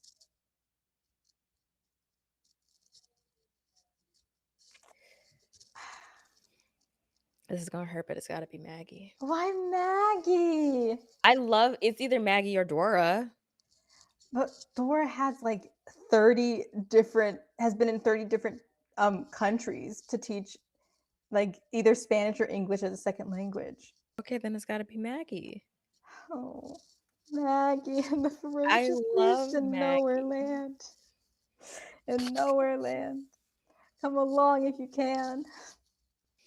I love Maggie. Maggie is like an honorary top 4. In my heart. Can we have a tie? Can we A have a tie tie for number 4? between Dora and Maggie? Yeah. I like that. Yeah. Okay. So our first tie ever, because I really can't get rid of it. No, it's first of all, it's knocked out some big ones. Big ones for sure. So I think yeah, we have a tie for a tie. We have to. we have to do a tie. All right, let me get the Peabody. Let me get the Yeah. Peabody winners up. And if you are watching this and you want to just like revisit these shows, I believe you can. Let me double check. I think you can rewatch the Backyardigans on Paramount Plus because it's where you can watch most of like the Nickelodeon shows. Yeah. Let's see, Backyardigans. Your backyard friends. Yep, Paramount Plus. If you can watch it with a premium subscription to the Roku channel, but I'm pretty sure if you don't have Paramount Plus, you absolutely don't have a premium subscription to the Roku channel. Yeah, probably not. Or if you do have it, you don't know that you have it. Exactly. Maggie and the Ferocious Beast, I don't believe you can stream anywhere. So it exists in our minds only. It's I mean, it might you could Oh, probably find clips. it's again premium subscription to the Roku channel or free on Tubi. I can guarantee you don't have a Tubi subscription though. You don't need a subscription for Oh, you Tubi. don't? It's Oh, free. sweet. Then you can go ahead and watch it right now for free on Tubi. Because every once in a while, Tubi, my girl, comes through and has all the Bring It On movies, and then, like, in a split second, all of them leave. Gone. gone. So Disappeared into the ether. Tubi is free because you're not gonna have those things to watch for very long. Like they do not stay around for very long. Looking back at like the true animation for Maggie and the Ferocious Beast, it's very reminiscent of the time of animation where like The everything flash was like animation. flat and vaguely watercolor. Was it vaguely It's watercolor? vaguely watercolor to me. And maybe just the backgrounds, but like it wasn't amazing. So I'm definitely interested to see what the new reboot's going to look like. If the CG looks like ass, they can really keep it. I promise you they can keep that. I don't Yeah. want it. It looks like Madeline, which was not in this episode, but will probably be in the second one. Yeah, because Madeline was Yeah. that was a really good one. If you are watching this and you have any requests for what should appear in part 2, please tweet at us at obviously Blerd Roundtable. It's it right there at the bottom of your screen. You can follow us on basically most platforms. And if you would like to watch reruns of us just talking about TV, you can watch on YouTube. Uploaded every Sunday night. Where we are dumbasses talking about TV and all of our and Mhm. sharing embarrassing stories about ourselves in Exactly. conjunction to the TV shows that we watch. It's Oh. a fun time. Next week, Bobby won't be here, but Hi-Ho will be here for our new show called Sketch and Chat, where Hi-Ho will be drawing, and we will just be chatting it up. Chatting it up. But as for the next episode of the tournament, um, it is the long-awaited DComs Part 2. That will be happening. Uh-oh. Huh? No, I was just saying, uh-oh. I was vamping. Oh, okay. Part 2, which would be May 19th. And I believe that episode we will actually straight up be live. And we'll be live for Sketch and Chat as well. Yeah. But this time we were supposed to be live for this one, but things came up. So we were pre-recorded, but this is the last pre-recorded stream for a while, I'm pretty sure. Yep. I'm pretty sure. Barring nothing else coming up. Yeah. And if you have ideas for future tournaments, tweet at us so we know what you want to see. Mm-hmm. Or just comment on the YouTube channel. We'll see either. Yeah, we'll see both of them. Okay, so it looks a little funky, but I mean, we've never had a tie before, so yeah, I don't think I thought we have had a tie for something. I'm not sure, but we really couldn't get rid of Maggie. No, we couldn't. It just like it would have been an unnecessary sacrifice with how much we fought for her in every other instance. So yeah. Dora the Explorer is again on Paramount Plus. Sesame Street. I don't think we talked about this when we were like putting it up against anything, but there was that big issue about them moving from PBS Kids to now exclusively on HBO and HBO Max, I believe. yeah, so now like the whole thing is like, oh, it was meant to like be like start out for like inner city kids, and now it's behind a big paywall. Which makes sense. All right, I think we got it. All right, we got Sesame Street, The Backyardigans, Dora the Explorer, Blue's Clues, and Maggie, and the Ferocious Beast. This is a solid list. It's a really solid list. Solid top 4/top 5 list. I'm happy with this. So congratulations to the winners. You are now all recipients of the Peabody Award. Some of you have Peabodies, and some of you now have Peabodies, which is obviously one recognized as inherently more valuable. You said it, not me.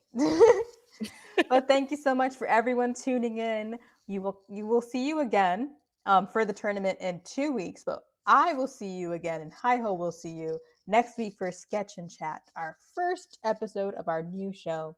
Thanks for coming. Bye.